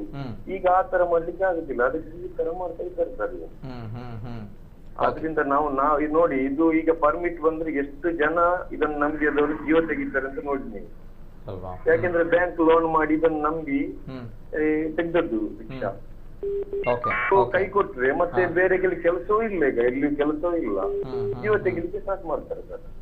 ಅದಕ್ಕೆ ನಾನು ಹೇಳುದು, ಇದು ಮುಂಚೆಗಿಂತ ಸರ್ ಹಾಗೆ ಮಾಡಿದ್ದು ಒಳ್ಳೇದಂತ ನನ್ನ ಅಭಿಪ್ರಾಯ sir. Okay okay, yes sir, yes sir, ಬರ್ತೇನೆ. ಮತ್ತೊಂದು ಕರೆ ಇದೆ. ಹಲೋ ಸರ್, ನಮಸ್ತೆ. ಓಕೆ, ಕರೆ ಕಟ್ ಆಗಿದೆ. ಕರೆ ಮಾಡಿದಾಗ ಟಿವಿಲಿ ಮ್ಯೂಟ್ ಮಾಡಿ ಕರೆ ಮಾಡಿ. ಎಸ್ ಸರ್, 3 ಕರೆಗಳು ಬ್ಯಾಕ್ ಟು ಬ್ಯಾಕ್ ಬಂದಾಗ್ಲೂ ಕೂಡ ಹೇಳಿರುವಂತದ್ದು ಇವಿ ನಮ್ಗಳಿಗೆ ಬೇಕು ಅನ್ನುವಂಥ ನಿಟ್ಟಿನಲ್ಲಿ. ಯಾಕಂದ್ರೆ ನಾವುಗಳು ಇದನ್ನೇ ನಂಬಿಕೊಂಡು ಬದುಕ್ತಾ ಇದ್ದೀವಿ ಅನ್ನುವಂಥದ್ದು. ಬಟ್ ಸ್ಟಿಲ್ ಎಸ್, ನಾನು ನಿಮ್ಮ ಹತ್ರ ಕೇಳ್ಬೇಕು ಸರ್. ನನ್ನ ಪ್ರಶ್ನೆ ಮತ್ತೆ ಬರುತ್ತೆ. ಬಹಳಷ್ಟು ಜನರು ಕೇಳ್ತಾ ಇದ್ದಾರೆ, ಎಸ್ ಇವಿ ದಾದ ಪ್ರಾಬ್ಲಮ್ ಉಂಟು ಇಂಕ್ಲೆಗೆ ಇವಿತ್ನ ವೆರಿ ಈಸಿ ಆಪಣೆಗಳು ಬದುಕೋದುಂಟು. ಯಾಪಣಗ ನೀವು 6,500 ಸಂವೇರಿದಿರಿ, ಹಿಂದಿನ ಕೂಡ ಬಂದವರು. ಆದ್ರೆ ಈ ರೀಸೆಂಟ್ ಆಗಿ ಬಂದಿರುತ್ತೆ ಇವಿ, ಅದು ಈಗ 4,000 ನಮ್ಮ ನಗರದಲ್ಲಿ ಸಿಟಿಗಳಲ್ಲಿ ಓಡ್ತಾ ಇದೆ ಅಂತ ಬಂದಾಗ ಅಷ್ಟು ಜನರಿಗೆ ನಿರುದ್ಯೋಗಿಗಳಿಗೆ ಉದ್ಯೋಗ ಸಿಕ್ಕಿದೆ. ಜೊತೆಗೆ ಬಹಳಷ್ಟು ಜನರಿಗೆ ಒಂದು ಸರ್ವಿಸ್ ವ್ಯವಸ್ಥೆಯಲ್ಲೂ ಕೂಡ ಅದು ಸಿಕ್ಕಿದೆ. ಸೊ ಹಾಗಿದ್ದಾಗ ಯಾಕೆ ತಮ್ಗಳ ಒಂದು ಟಾರ್ಗೆಟ್ ಅನ್ನುವಂತ ಪ್ರಶ್ನೆ. ಈಗ ನಾವು ಅದು ಅವರನ್ನು ಯಾರು ದುಡಿಬೇಡಿ ಅಂತ ಯಾರು ಹೇಳಿದ್ದಾರೆ? ದುಡಿಬಾರ್ದು ಅಂತ ಹೇಳಿದೇವೆ ನಾವು. ಪರ್ಮಿಟ್ ಹಾಕಿದ್ರೆ ಇಲ್ಲಿಯ ಮಂಗಳೂರಿನ ಯಾರು ರಿಕ್ಷಾ ಚಾಲಕರಿದ್ದಾರೆ ಅವರಿಗೆಲ್ಲ ಆದಾಯ ಹೆಚ್ಚಾಗುದು. ಆದಾಯ ಯಾರಿಗೆ ಹೆಚ್ಚಾಗುದು? ನಮ್ಗೆ ಮಾತ್ರ ಅಲ್ಲ, ಇವಿ ರಿಕ್ಷಾ ಡ್ರೈವರ್ ಅವರ ಆದಾಯ ಜಾಸ್ತಿ ಆಗ್ತದೆ. ಯಾರು ಮೂಲ ಇಲ್ಲಿ ಇದ್ದವರಿದ್ದಾರೆ ಮುಂಚೆಯಿಂದನು, ಅಂದ್ರೆ ಅವರು ಹೊರ ಜಿಲ್ಲೆಯವರು ಇರ್ಬೋದು, ಯಾರೇ ಇರ್ಬೋದು, ಬಹಳಷ್ಟು ವರ್ಷದಿಂದ ಇಲ್ಲಿ ಇದ್ದಾರೆ. ಅವ್ರಿಗೆ ಏನ್ ಸಮಸ್ಯೆ ಪರ್ಮಿಟ್ ತಗೊಳ್ಳೋದ್ರಲ್ಲಿ? ಮಂಗಳೂರಿನವರಿಗೆ ಸಮಸ್ಯೆ ಪರ್ಮಿಟ್ ತಗೊಳ್ಳೋದ್ರಲ್ಲಿ ಏನ್ ಸಮಸ್ಯೆ?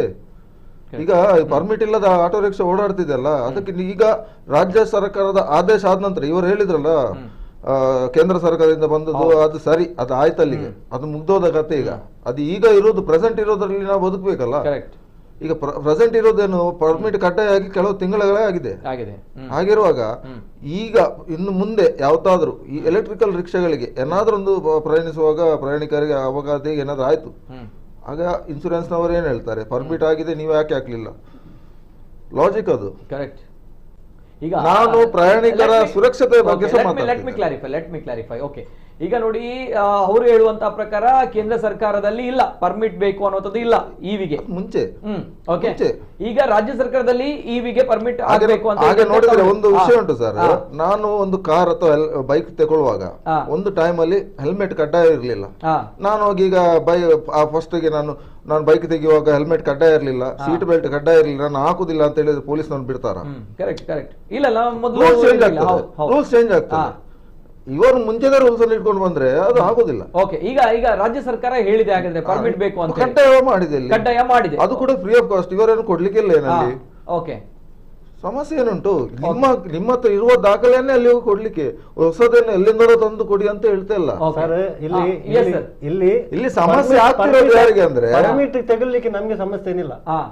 ಪರ್ಮಿಟ್ ಅಲ್ಲಿ ಕೆಲವೊಂದು ಕಂಡೀಷನ್ ಹಾಕಿದ್ದಾರೆ, ಇಂಥವ್ರು ಇದ್ದವ್ರು ಇಲ್ಲಿದ್ದವರಿಗೆ ಕೊಡ್ಬೇಕಂತ. ಅದಕ್ಕೆ ನಾವು ವಿರೋಧ. ಯಾವ್ದಕ್ಕೆ ವಿರೋಧ ಅಂದ್ರೆ ಮಂಗಳೂರು ಕಾರ್ಪೊರೇಷನ್ ಒಳಗಡೆ ಇದ್ದವರಿಗೆ ಮಾತ್ರ ಕೊಡ್ಬೇಕಂತ ಹೇಳಿ ಅದಕ್ಕೆ ನಾವು ವಿರೋಧವಿದ್ದೇವೆ. ಕೊಡುವುದಾದ್ರೆ ಅಕ್ಟೋಬರ್ 30 ತನಕ ಬಂದ ರಿಜಿಸ್ಟ್ರೇಷನ್ ಮಾಡಿದಂತ ಗಾಡಿಗೆ ಎಲ್ಲ ಕೊಡ್ಬೇಕು. ಅದ್ ನಂತರ ಇದು ಕಟ್ಟುನಿಟ್ಟಂತ ಬಂದಂತ ಒಂದು ನಿರ್ಧಾರ ಆಗಿರ್ತಾರೆ ಪರ್ಮಿಟ್ ಹಾಕ್ಬೇಕಂತ ಹೇಳಿ. ಓಕೆ, ಅದು ಹಾಗಾದ್ರೆ ಒಂದು ಆದೇಶ ಬಂದಿದೆ ಅಂತ ಬಂದಾಗ ಅದಕ್ಕೆ ಬೆಲೆ ಬರಲ್ವಾ ಅಂತ ಹೇಳ್ತಾರೆ. ನೋಡಿ, ಈಗ ಒಂದು ವಿಚಾರವನ್ನ ಹೇಳಿದ್ರು, ಒಂದು ರಿಕ್ಷಾಕ್ಕೆ ಏನಾದ್ರು ಅಪಘಾತ ಆಯ್ತು, ಏನೋ ಪ್ರಾಬ್ಲಮ್ ಆಯ್ತು, ರೆಸ್ಪಾನ್ಸಿಬಲ್ ತೆಗೆದುಕೊಳ್ತಾರಾ? ರೆಸ್ಪಾನ್ಸಿಬಲ್ ತಾವುಗಳು ತೆಗೆದುಕೊಳ್ತೀರಾ ಸರ್? ಆತರ ಒಂದು ಕಂಡೀಷನ್ ಇದುವರೆಗೆ ಡಿಸಿನ ಆದೇಶ ಕ್ಲಿಯರ್ ಆಗಿ ಬಂದಿಲ್ಲ. ಅಲ್ಲ, ಹೇಳುವಂತದ್ದು ಒಂದು ಬೇಸಿಕ್ ಲಾಜಿಕ್, ಅದು ಕ್ಲಿಯರ್ ಆಗಿ ಬಂದಿಲ್ಲ. ಆರ್ಟಿಒದಲ್ಲಿ ನಾವು ಕೂಡ ದಿನಾ ಭೇಟಿ ಮಾಡ್ತೇವೆ. ಇವರು ಹೇಳಿದಾಗೆ ನಾವೇನು ಸುಮ್ಮನೆ ಕೂರಲ್ಲ, ನಾವು ಕೂಡ ದಿನ ಹೋಗಿ ಭೇಟಿ ಮಾಡ್ತಾ ಇದ್ದೇವೆ. ಓಕೆ, ನಾವು ಇದಕ್ಕೆ ಪರ್ಮಿಟ್ ಹಾಕ್ಲಿಕ್ಕೆ ನಾವು ಒಪ್ತಾ ಇದ್ದೇವೆ. ಅದು ನಮ್ಗೆ ಬೇಡ ಅಂತ ಹೇಳಲಿಕ್ಕೆ ಆಗಲ್ಲ. ಓಕೆ, ಪರ್ಮಿಟ್ ನಮ್ಗೆ ಬೇಕು. ಕೊಡುವುದಾದ್ರೆ ಮುಂಚೆ ಬಂದ ಗಾಡಿಗೆ ಎಲ್ಲದಕ್ಕೆ ಕೊಡ್ಲಿ, ಮಂಗಳೂರಿಗೆ. ಅದು ಬಿಟ್ಟು ಆ ಊರಿನವನಿಗಿಲ್ಲ ಈ ಊರಿನವನಿಲ್ಲ ಅಂತ ಒಂದು ವಿಂಗಡಣೆ ಮಾಡೋದಾದ್ರೆ ಅದಕ್ಕೆ ನಮ್ಮ ವಿರೋಧ ಇದೆ. ಯಾಕಂತ ಹೇಳಿದ್ರೆ ನಾನು ನಿಮ್ಗೆ ಫಸ್ಟ್ಗೆ ಹೇಳ್ತಾ ಇದ್ದೇನೆ, ಗ್ರಾಮಾಂತರದಲ್ಲಿ ಇದ್ದ ಅಡ್ರೆಸ್ ಅವರು ಮಂಗಳೂರಿಗೋಸ್ಕರ ಅವರು ದುಡಿಲಿಗೋಸ್ಕರ ತೆಗೆದವರು. ಯಾಕಂತ ಹೇಳಿದ್ರೆ ಮಂಗಳೂರಿನಲ್ಲಿ ದುಡಿದಂತ ವ್ಯಕ್ತಿ ಅವರು, ಇಲ್ಲಿ ವಿಷಯ ಬಾಡಿಗೆ ಮಾಡ್ತಿದ್ದ ವ್ಯಕ್ತಿ ಅವರು, ಇನ್ನೊಬ್ಬರ ರಿಕ್ಷಾದಲ್ಲಿ ದುಡಿಯುವಂತವನು ನಾನೊಂದು ಮಾಲಕನಾಗ್ಬೇಕಂತ ಹೇಳಿ ತೆಗೆದಂತ ಒಬ್ಬ ಚಾಲಕ ಇಲ್ಲದ್ರೆ ಮಾಲಕ ಆಗಿರ್ಬೋದು. ಅವನು ಇವಾಗ ಅಡ್ರೆಸ್ ಇವಾಗ ದಾರ್ಲಘಟ್ಟ ಆಗಿರ್ಬೋದು, ಅಥವಾ ತೊಕೋಟ ಆಗಿರ್ಬೋದು, ಅಲ್ಲ ಈ ಕಡೆ ನಿರ್ಮಾರ್ಗ ಆಗಿರ್ಬೋದು, ಅಥವಾ ಆ ಕಡೆ ಅಡ್ಯರಿಂದ ಮುಂದೆ ಕಡೆ ಏನಾದ್ರೂ ಆಗಿರ್ಬೋದು, ಸ್ವಲ್ಪ ಸರೌಂಡ್. ಅವ್ನು ಏನ್ ಮಾಡ್ಬೇಕು ಸರ್? ಗ್ರಾಮಾಂತರಲ್ಲಿ ಇವಾಗ ಇವರು ಪರ್ಮಿಟ್ ಗ್ರಾಮಾಂತರಕ್ಕೆ ಕೊಟ್ಟಿದ್ರೆ ಆ ಗ್ರಾಮಾಂತರಲ್ಲಿ ಅವನು ನಿಲ್ಲಿಕ್ಕೆ ಬಿಡ್ತಾರ? ಅವ್ರು ಬಿಡ್ತಾರಾ? ಅದು ನೀವು ಮಾಡ್ಬೇಕು, ಅಲ್ಲಿ ಹೋಗಿ ಅವ್ರು ಬಿಡ್ತಾರಾ? ನೋಡಿ, ನಿಮ್ಗೆ ಬೇಕಾದಾಗೆ ನೀವು ಒಂದು ನಿಮಿಷ, ಇಷ್ಟುವರೆಗೆ ನೀವು ಮಾತಾಡೋದು ನಾನು ಸುಮ್ಮನೆ, ಇವಾಗ ನನ್ನ ಮಾತಾಡ್ಲಿಕ್ಕೆ ನೀವು ಬಿಡ್ಬೇಕು. ಯಾಕಂತ ಹೇಳಿದ್ರೆ ನೀವು ಹಾಕಿದ ಕಂಡೀಷನ್ಗೆ ನಾವೇನು ವಿರುದ್ಧ ಅಂತ ಹೇಳ್ತಾ ಇರೋದಲ್ಲ.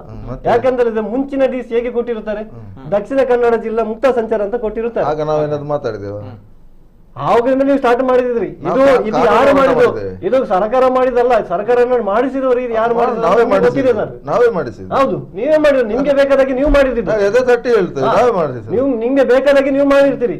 ಯಾಕೆ ಈ ಅಮಾಯಕ ಜನರ ಜೊತೆ ನೀವು ಒಂದು ಜನರಿಗೆ ಒಂದು ಕ್ಲಾರಿಟಿ ಕೊಡೋಣ. ಇವರಿಗೆ ಕೊಡ್ಬೋದು ಸರ್. ಹೇಗೆಂದ್ರೆ ಅಕ್ಟೋಬರ್ 30 ತನಕ ಬಂದ ಗಾಡಿ ಅವರಿಗೆ ಕಷ್ಟಪಟ್ಟು ತೆಗೆದಿರ್ಬೋದು, ಅವರಿಗೆ ಒಂದು ನಿಯಮತೆ ಕೊಡಿ. ಇನ್ನು ಬರುವ ಗಾಡಿಗೆ ಈ ತರ ಕಂಡೀಷನ್ ಮಾಡಿ ನಾವು ಸುಮ್ಮನೆ ಇರ್ತೇವೆ, ತೊಂದರೆ ಇಲ್ಲ. ಇನ್ನು ಬರುವ ಗಾಡಿಗೆ ಈ ತರ ಮಾಡ್ಲಿ. ಯಾರು ಬೇಡ ಅಂತ ಹೇಳಿದ್ರು? ನಾವು ಬೇಡ ಅಂತ ಹೇಳಲ್ಲ. ನಾವು ಹೇಳೋದೇನಂತ ಹೇಳಿದ್ರೆ, ಇಂದಿನ ಡಿಸಿ ಅಕ್ಟೋಬರ್ 30 ತನಕ ಮಂಗಳೂರಲ್ಲಿ ದುಡಿಲಿಕ್ಕೆ ಅವಕಾಶ ಇಲ್ಲ. ಇನ್ನು ಇವಿ ರಿಕ್ಷಾ ಮಂಗಳೂರಲ್ಲಿ ರಿಜಿಸ್ಟ್ರೇಷನ್ ಆಗುವುದಿಲ್ಲ. ಇನ್ನು ತೆಗೆಯುವುದಾದ್ರೆ ಗ್ರಾಮಾಂತರಕ್ಕೆ ಅಂತ ಹೇಳಿರ್ತಾರೆ. ಅದಕ್ಕೆ ಮುಂಚೆ ತೆಗೆದವರೇನು ಗ್ರಾಮಾಂತರ ದುಡ್ಲಿಕ್ಕೆ ತೆಗೆದವರಲ್ಲ, ಮಂಗಳೂರಲ್ಲಿ ದುಡಿಮೆ ಆಗ್ತಂತ ಹೇಳಿ ಅವ್ರು ಮಾಡಿರೋದು. ಅವರ ಕಷ್ಟಕ್ಕೆ ಮಂಗಳೂರಲ್ಲಿ ಆಗ್ಬೋದು ಅಂತ ಹೇಳಿ. ಯಾಕಂತ ಹೇಳಿದ್ರೆ ಅದ್ರ 130-140 ಕಿಲೋಮೀಟರ್ ಮೈಲೇಜ್ ಸಿಗುವ ಗಾಡಿಯಲ್ಲಿ ಆ ಗ್ರಾಮಾಂತರದಲ್ಲಿ ನಿಂತು ಅಪ್ ಮತ್ತೆ ಡೌನ್ ಅಲ್ಲಿ ಹೋಗುವಾಗ ಮೈಲೇಜ್ ಶಾರ್ಟ್ ಬರ್ತದೆ ಅವನಿಗೆ. ಮತ್ತೆ ಅವನು ಚಾರ್ಜ್ ಮಾಡುದಾದ್ರೆ ಇನ್ನೂ 5 ಗಂಟೆ ತಾಸ್ಕ ಅವನು ಕಾಯ್ಬೇಕು. ಅವನಿಗೆ ಏನಿದೆ ದುಡಿಮೆ ಅದರಲ್ಲಿ? ಅವನಲ್ಲಿ ಇದು ರಿಕ್ಷಾದ ಸಾಲ ಬ್ಯಾಂಕಿಗೆ EMI ಕಟ್ಟುದ ಅಥವಾ ಕುಟುಂಬ ಸಂಸಾರ ಮಾಡುದವ? ನಮ್ ಕ್ವಶನ್ ಅದೇ. ಇದಕ್ಕೆ ವಿರುದ್ಧ ನಾವಿಲ್ಲ. ಒಂದು ವೇಳೆ ವಿರುದ್ಧ ಬರುದಾದ್ರೆ ಅಕ್ಟೋಬರ್ 30 ಒಳಗಡೆ ಇವ್ರು ಪರ್ಮಿಟ್ ಕೊಡ್ಲಿ, ನಾವು ಹಾಕ್ತೇವೆ. ನಾವು ರೆಡಿ ಇದ್ದೇವೆ. ಆದ್ರೆ ವಿಂಗಡ ಮಾಡ್ಲಿಕ್ಕೆ ನಾವು ರೆಡಿ ಇಲ್ಲ. ಪರ್ಮಿಟ್ ಹಾಕ್ಲಿಕ್ಕೆ ರೆಡಿ ಇಲ್ಲ. ಪರ್ಮಿಟ್ ಹಾಕ್ಲಿಕ್ಕೆ ರೆಡಿ ಇದ್ದೇವೆ. ಅಕ್ಟೋಬರ್ 30 ತನಕ ಬಂದಿದಲ್ಲ ಆ ಗಾಡಿಗೆ ಎಲ್ಲದಕ್ಕೂ ಕೂಡ ಮಂಗಳೂರಲ್ಲಿ ದುಡಿಯುವಂತ ಅವಕಾಶ ಮಾಡಿಕೊಡ್ಬೇಕು. ಮುಂಚಿನ ಅಧಿಕಾರಿ ಹೇಗೆ ಮಾಡಿ ಕೊಟ್ಟಿರ್ತಾರೆ ಅದೇ ರೂಲ್ಸ್ ಕೊಡಿ. ನಾವು ಬೇಡ ಅಂತ ಅಲ್ಲಲ್ಲ. ಇದು ಅವರಿಗೆ ಒಂದು ನ್ಯಾಯ, ನಮ್ಗೆ ಒಂದು ನ್ಯಾಯ ಅಂದ್ರೆ ಸರ್ ಇವಾಗ ನಾನೊಂದು ವಸ್ತು ಖರೀದಿಸ್ತೇನೆ, ಖರೀದುವಾಗ ಇದು ಇಷ್ಟು ಅದನ್ನೇ ಹೇಳುವಂತದವರು, ಅವರಿಗೊಂದು ನ್ಯಾಯ ನಿಮ್ಗೊಂದು ನ್ಯಾಯ ಅನ್ನೋದು ಅವರು ಕೂಡ ಇದರಲ್ಲಿ ಅನ್ಯಾಯ ಆಗ್ತದಲ್ಲ ಸರ್? ಇಲ್ಲ, ಎಲ್ಲಿ ಅನ್ಯಾಯ ಆಗ್ತದೆ ಇದರಲ್ಲಿ ಅನ್ಯಾಯ ಆಗ್ತದೆ ನೋಡಿ. ನಾನು ಹೇಳ್ತೇನೆ, ಈ ರಿಕ್ಷಾ ಇವಿ ರಿಕ್ಷಾ ತೆಗೆದಿದ್ದವನಿಗೆ ಸೊ ಗ್ರಾಮಾಂತರ ಮತ್ತು ಸಿಟಿಗೆ ಡಿವೈಡ್ ಆದ್ರೆ ಅವನ ಈ ಗ್ರಾಮಾಂತರದಲ್ಲಿ ದುಡಿಮೆ ಗ್ರಾಮಾಂತರದಲ್ಲಿ ರಿಕ್ಷಾ ಪಾರ್ಕ್ ಇಲ್ವಾ? ಗ್ರಾಮಾಂತರದಲ್ಲಿ ಜನರು ಇಲ್ವಾ? ಅಲ್ಲ, ಇಲ್ಲಿ ದೇರ್ಲಘಟ್ಟೆಯಲ್ಲಿ ಅಷ್ಟು ದೊಡ್ಡ ಹಾಸ್ಪಿಟಲ್ ಇಲ್ವಾ? ಅಲ್ಲಿ ದುಡಿಲಿ. ಈಗ ಗ್ರಾಮಾಂತರದಲ್ಲಿ ಅಲ್ಲಿ ಜನ ಇಲ್ವಾ? ಎಲ್ಲಿ ಹಾಸ್ಪಿಟಲ್ ಇದೆ ಸರ್? ದಾರ್ಲಘಟ್ಟವರೆಗೆ ಓಕೆ, ಗ್ರಾಮಾಂತರ ಬೇರೆ ಮಂಗಳೂರಲ್ಲಿ ಮಾತ್ರ ಜನ ಇದ್ದಾರಾ? ಇವಿ ಅವರು ಎಲ್ಲೂ ಕೂಡ ಹೋಗ್ಬಹುದು, ಅದೇ ಇರ್ಬೇಕು ಅನ್ನೋ ರೂಲ್ಸ್ ಆತರನಿಲ್ಲ. ನಮ್ಮ ಕಂಡೀಷನ್ ಇವಾಗ ಸರ್ಕಾರ ಕೊಟ್ಟಿರೋ ಕಂಡೀಷನ್ ಹೇಗಂತ ಹೇಳಿದ್ರೆ, ಇದಕ್ಕೆ ಮುಂಚೆ ನಾವು ನಂಬಿ ಮಂಗಳೂರಲ್ಲಿ ದುಡಿಬಹುದು ಅಂತ ಹೇಳಿ ನಂಬಿ ತೆಗೆದಂತ ಗ್ರಾಮಾಂತರ ಕೆಲವು ಯಾಕೆ ಮಂಗಳೂರಲ್ಲೇ ಯಾಕೆ ಬೇಕು? ಅದು ಬೇಕು ಒಂದು ನನಗೆ. ನಿಮಿಷ ಸರ್, ಮಂಗಳೂರಲ್ಲೇ ಯಾಕೆ ಬೇಕು ನಿಮ್ಗೆ ಹೇಳ್ತೇನೆ. ಈಗ ಮೈಲೇಜ್ ವಿಷಯದಲ್ಲಿ ಬರುವಾಗ ಮಂಗಳೂರಲ್ಲಿ ಸ್ವಲ್ಪ ದುಡಿಮೆ ಇರಬಹುದು ಅಂತ ಹೇಳಿ ನಂಬಿ ತೆಗೊಂಡಿದ್ದಾರೆ, ಜೀವನ ಮಾಡುವವರು ಇದ್ದಾರೆ, ಅಥವಾ 1-2 ವರ್ಷ 3 ವರ್ಷದಿಂದ ಈ ಕಡೆ ಬಂದವರು ಕೂಡ ಇರ್ತಾರೆ. ಇವಾಗ just imagine sir, what about ಇವರುಗಳು, ಅಂದ್ರೆ ಹಿಂದಿನ ಕೂಡ ಇಲ್ಲೇ ಜೀವನವನ್ನ ಮಾಡ್ತಾ ಇದ್ದಾರೆ, ಇದನ್ನೇ ನಂಬಿಕೊಂಡಿದ್ದಾರೆ, ಇವರುಗಳಿಗೆ ಏನ್ ಹೇಳ್ತೀರಾ ಅಂತ ಹೇಳಿ? ಹಾಗಂತ ನಾವು ಬೇಕಾದ್ರೆ ಮಣ್ಣು ಮುಕ್ಕೋದ್ರ ಪರವಾಗಿಲ್ಲ, ಇವರು ಅಲ್ಲಿಂದ ಬರುವ ಪಾಪದವರು ಬಡವರು, ನಾವೆಲ್ಲ ಶ್ರೀಮಂತ.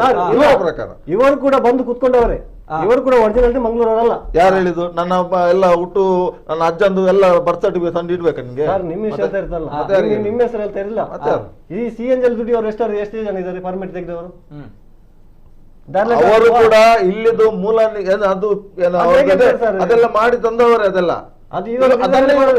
ಅದೇ ಪ್ರೊಸೀಜರ್ ಅಲ್ಲಿ ಇದ್ದಾರೆ. ಅದಿಲ್ಲದ ಗ್ರಾಮಾಂತರದ ಎಷ್ಟು ಗಾಡಿ ಇದೆ? ಗ್ರಾಮಾಂತರದವ್ರದ್ದು ಯಾವ್ದು ಗಾಡಿ ಇದೆ? ತುಂಬಾ ಗಾಡಿ ಇದೆ.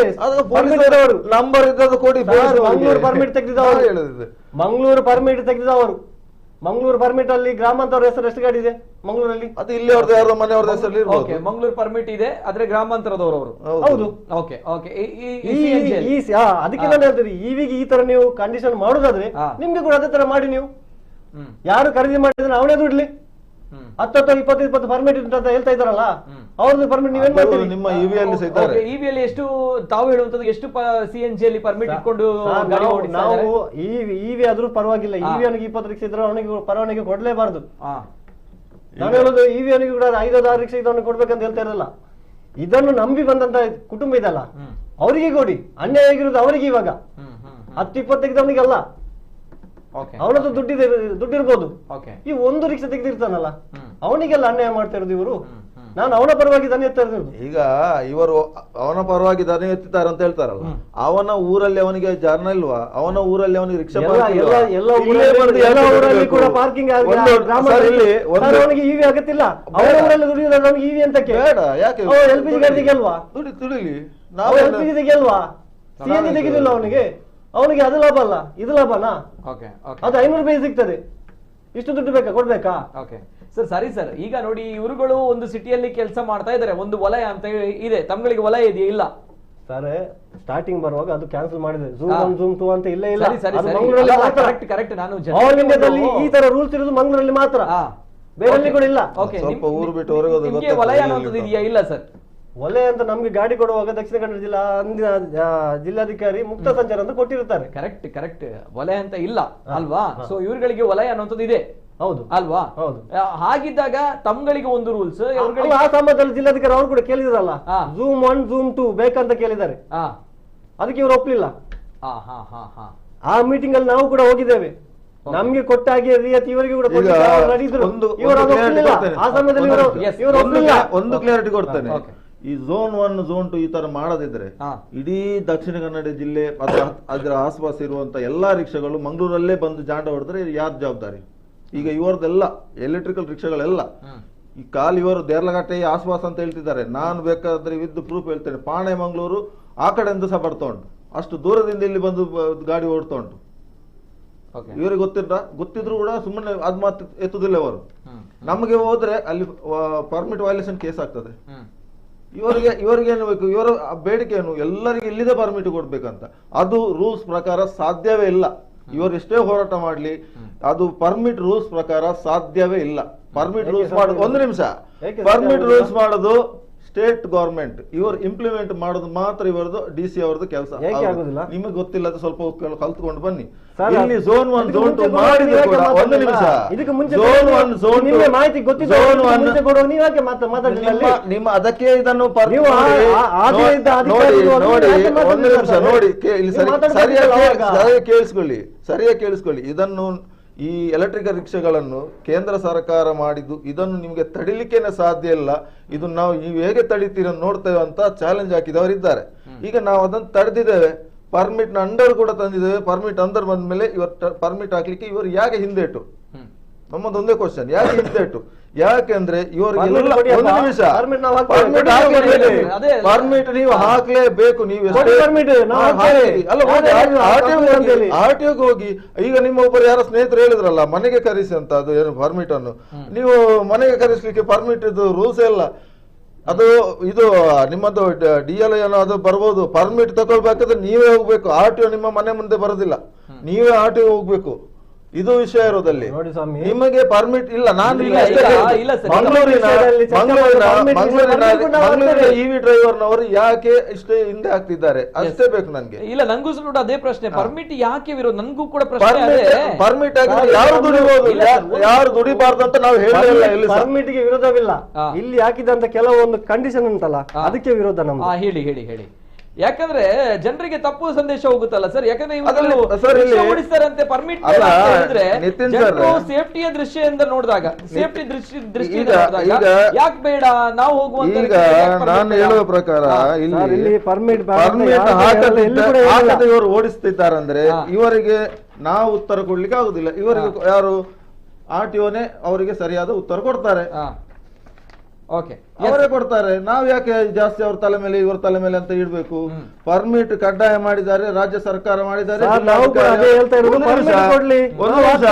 ರಾಜ್ಯ ಸರ್ಕಾರ DC ಅವರು ಕೂಡ ಅದನ್ನು ಇಂಪ್ಲಿಮೆಂಟ್ ಮಾಡಿದ್ದಾರೆ. ಅದಕ್ಕೆ ಕೆಲವೊಂದು ಮಾನದಂಡ ಕೂಡ ತಂದಿದ್ದಾರೆ. ಆ ಮಾನದಂಡವನ್ನು ಇವರಿಗೆ ಪಾಲನೆ ಮಾಡ್ಲಿಕ್ಕೆ ಏನ್ ಕಷ್ಟ? ಮಾನದಂಡ ತರುವುದು ಯಾಕೆ ಅವರು? ಆ ಒಂದು ಮಾನದಂಡ ತರುವುದು ಯಾಕೆ ಅವರು? ಅಷ್ಟೇ ಏನಿಲ್ಲ, ಎಲ್ಲರಿಗೆ ಒಂದು ಸಮಾಧಾನವಾಗಿ ಕೊಟ್ಟಿದ್ದಾರೆ. ಯಾರಿಗೆ ಎಲ್ಲರಿಗೆ ಪರ್ಮಿಟ್ ಸಿಗ್ತದೆ. ನೋಡಿ, ಅಕ್ಟೋಬರ್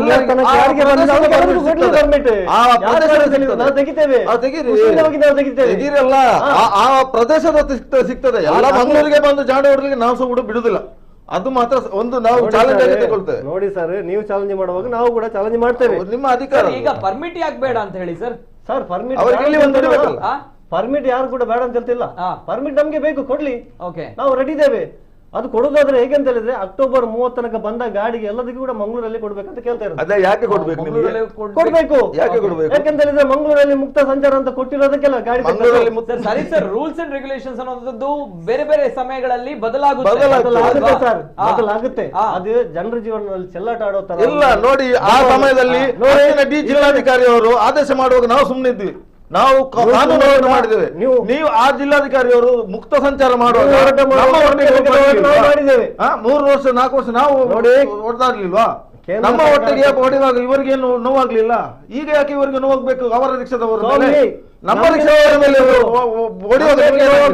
ನಮ್ಗೆ ನೋವೇ ಇಲ್ಲ. ಯಾಕೆ ನಿಮ್ಗೆ ನೋವಿಲ್ಲ? ಅದಕ್ಕೆ ಏನ್ ಬೇಕಾದ್ರೂ ಮಾಡಿ, ಬಿಡುದಿಲ್ಲ. ಎಂತ ಬೇಕಾದ್ರೂ ಮಾಡಿ. ನೀವು ಇಲ್ಲ, ನೀವು ಯಾವ ಇದೇ ವಾಹಿನಿಯಲ್ಲಿ ಹೇಳ್ತಿದ್ದೇನೆ. ಇನ್ನು ನಮ್ಮ ಪೊಲೀಸ್ ಇಲಾಖೆ ಈ ವಿಷಯದಲ್ಲಿ ಗಂಭೀರವಾಗಿ ಚಿಂತನೆ ಮಾಡದಿದ್ರೆ ನಾವೇ ಚಿಂತನೆ ಮಾಡಲೇಬೇಕಂತ ಇವತ್ತು ನಾವು ಕೂಡ ಬಂದಿರುವುದು. ಯಾಕಂತ ಹೇಳಿದ್ರೆ ಅವನು ಕೂಡ ಹೆಂಡತಿಯ ಕರಮನಿ ಅಥವಾ ಬ್ಯಾಂಕ್ ಸಾಲ EMI ಮಾಡಿ ತಗೊಂಡ ಸಾಲದಲ್ಲಿ ಅಕ್ಟೋಬರ್ 30 ತನಕ ಬಂದ ಗಾಡಿ ಕೊಡ್ಲಿ, ಪರ್ಮಿಟ್ ಕೊಡ್ಲಿ, ನಾವು ಹಾಕ್ತೇವೆ. ಹಾಕಿ.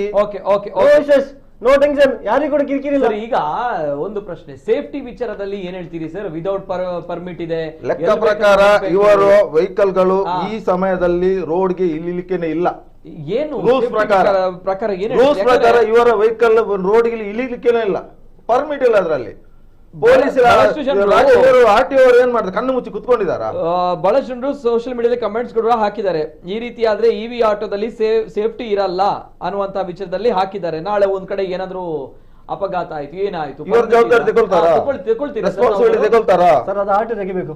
ಯಾಕೆ ಆಟೋ ತೆಗಿಬೇಕು. ಯಾಕೆಂತ ಹಾಗಾದ್ರೆ ಆಟ ತೆಗಿತಾರೆ ಖಂಡಿತವಾಗಿ ಇವರ ಮಾತಿಗೆ ಸೇಫ್ಟಿ ವಿಚಾರದ ಬಗ್ಗೆ ತಾವುಗಳು ತಗೊಳ್ತೀರಾ? ಯಾವ್ದು ನಾವು ಯಾಕೆ ಜನರ ಸೇಫ್ಟಿ ವಿಚಾರ ನಮ್ಮದ್ರಲ್ಲಿ ಇನ್ಶೂರೆನ್ಸ್ ಇದೆ. ಏನಾದ್ರೂ ಅಪ್ಪಿತಪ್ಪಿ ಏನಾದ್ರು ಆದ್ರೂ ಕೂಡ ಇನ್ಶೂರೆನ್ಸ್ ಅವರಿಗೆ ಕವರೇಜ್ ಕೊಡ್ತದೆ. ಕವರೇಜ್ ಫಸ್ಟ್ ಕವರೇಜ್ ಅವರಿಗೆ ಕೊಡುದು, ನಂತರ ನಮಗೆ ಇಮಿಡಿಯೇಟ್ ಸ್ಪಾಟ್ ಅಲ್ಲಿ ಅವರಿಗೆ ಅವ್ರದ್ದು ಏನು ಅಮೌಂಟ್ ಬರ್ತದೆ ಅದು ಫಸ್ಟ್ ಗೆ ಸಿಗುದು ಪ್ಯಾಸೆಂಜರ್ ನವರಿಗೆ. ನಮಗೆ 2-3 ತಿಂಗಳು ಆಗ್ತದೆ, 6 ತಿಂಗಳು ಆಗ್ತದೆ ಡೆತ್ ಆದ್ರೂ ಕೂಡ.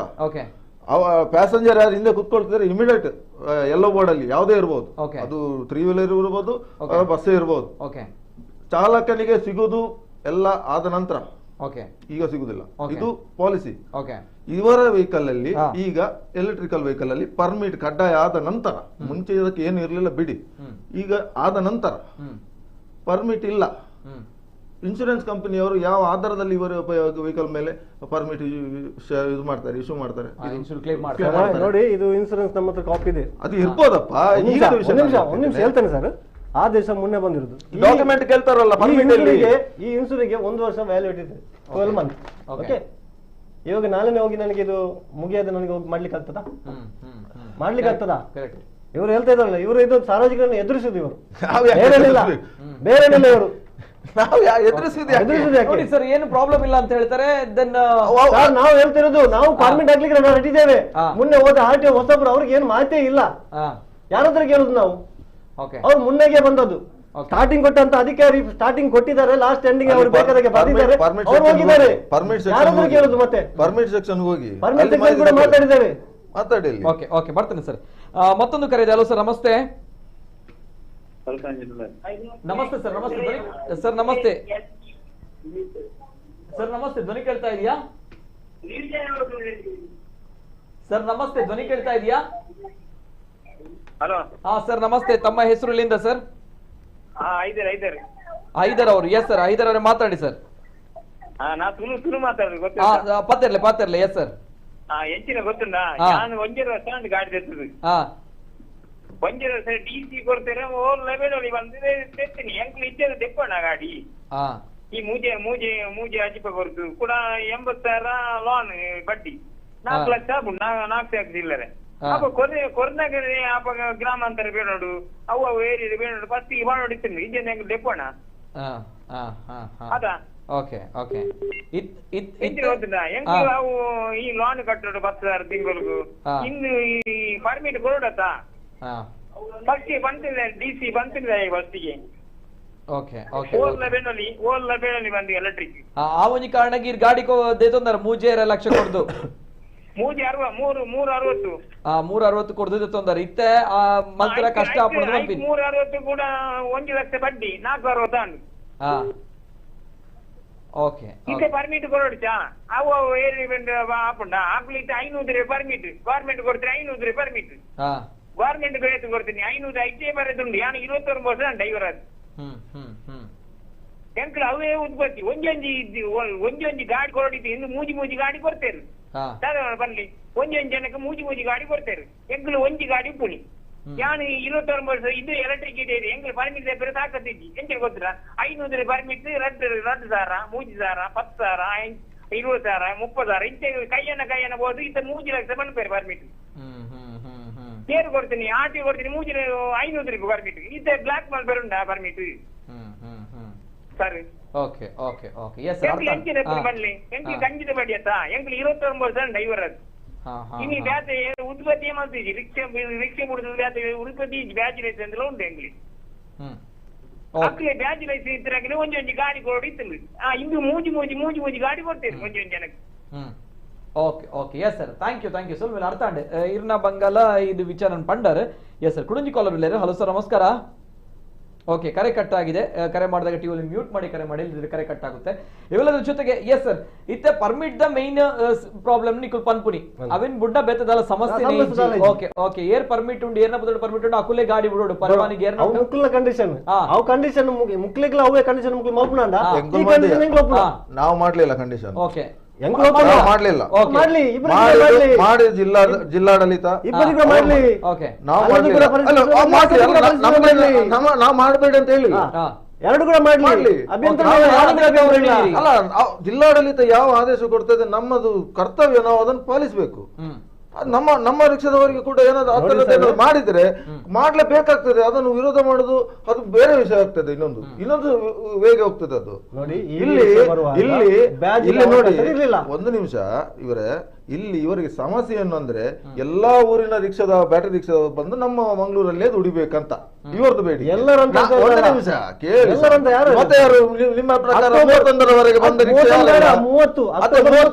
30ವರೆಗೆ ಬಂದ ಎಲ್ಲರೂ ಬಂದ್ರಲ್ಲ, ಎಲ್ಲರೂ ಬಂದ್ರಲ್ಲ. ಮೂಡಬಿದ್ರೆ ಅಡ್ರೆಸ್ ಅಲ್ಲಿ ಅಡ್ರೆಸ್ ಅಲ್ಲಿ ಇದ್ದಾರೆ. ಯಾರು ಹೇಳಿದ್ರು? ಇಲ್ಲಿ ನೋಡಿದ್ದೇನೆ, ನಾನು ನೋಡಿದ್ದೇನೆ. ರಿಕ್ಷಾದಲ್ಲಿ ಇವಾಗ ಪರ್ಚೇಸ್ ಮಾಡಿದಂತ ಅವರ ಮನೆ ಅಡ್ರೆಸ್ ಇಲ್ಲಿ ಉಂಟು ನೋಡಿ. ಅವ್ರದ್ದು ಮನೆಯಲ್ಲಿ ಇರ್ತದೆ, ಕೊಡುದಿಲ್ಲ. ಈಗ ಅವರನ್ನ ಹೆಸರಾಕಿ ನಾವ್ ಯಾಕೆ ತುಂಬಾ ಅವರಿಗೆ ತೊಂದರೆ ಕೊಡುದು? ಪಾಪ ಅವ್ರು ದುಡ್ಡು ಕೊಟ್ಟು ಅವ್ರು ತೆಗೆದಿದ್ದಾರೆ, ಅವರು ಆ ಒಂದು ಕುಟುಂಬವನ್ನು ಅವ್ರು ಸಾಕ್ತಾ ಇದ್ದಾರೆ. ಅವರು ಮಾತ್ರ ಇವರ ಪ್ರಕಾರ ಅವರು ಮಾತ್ರ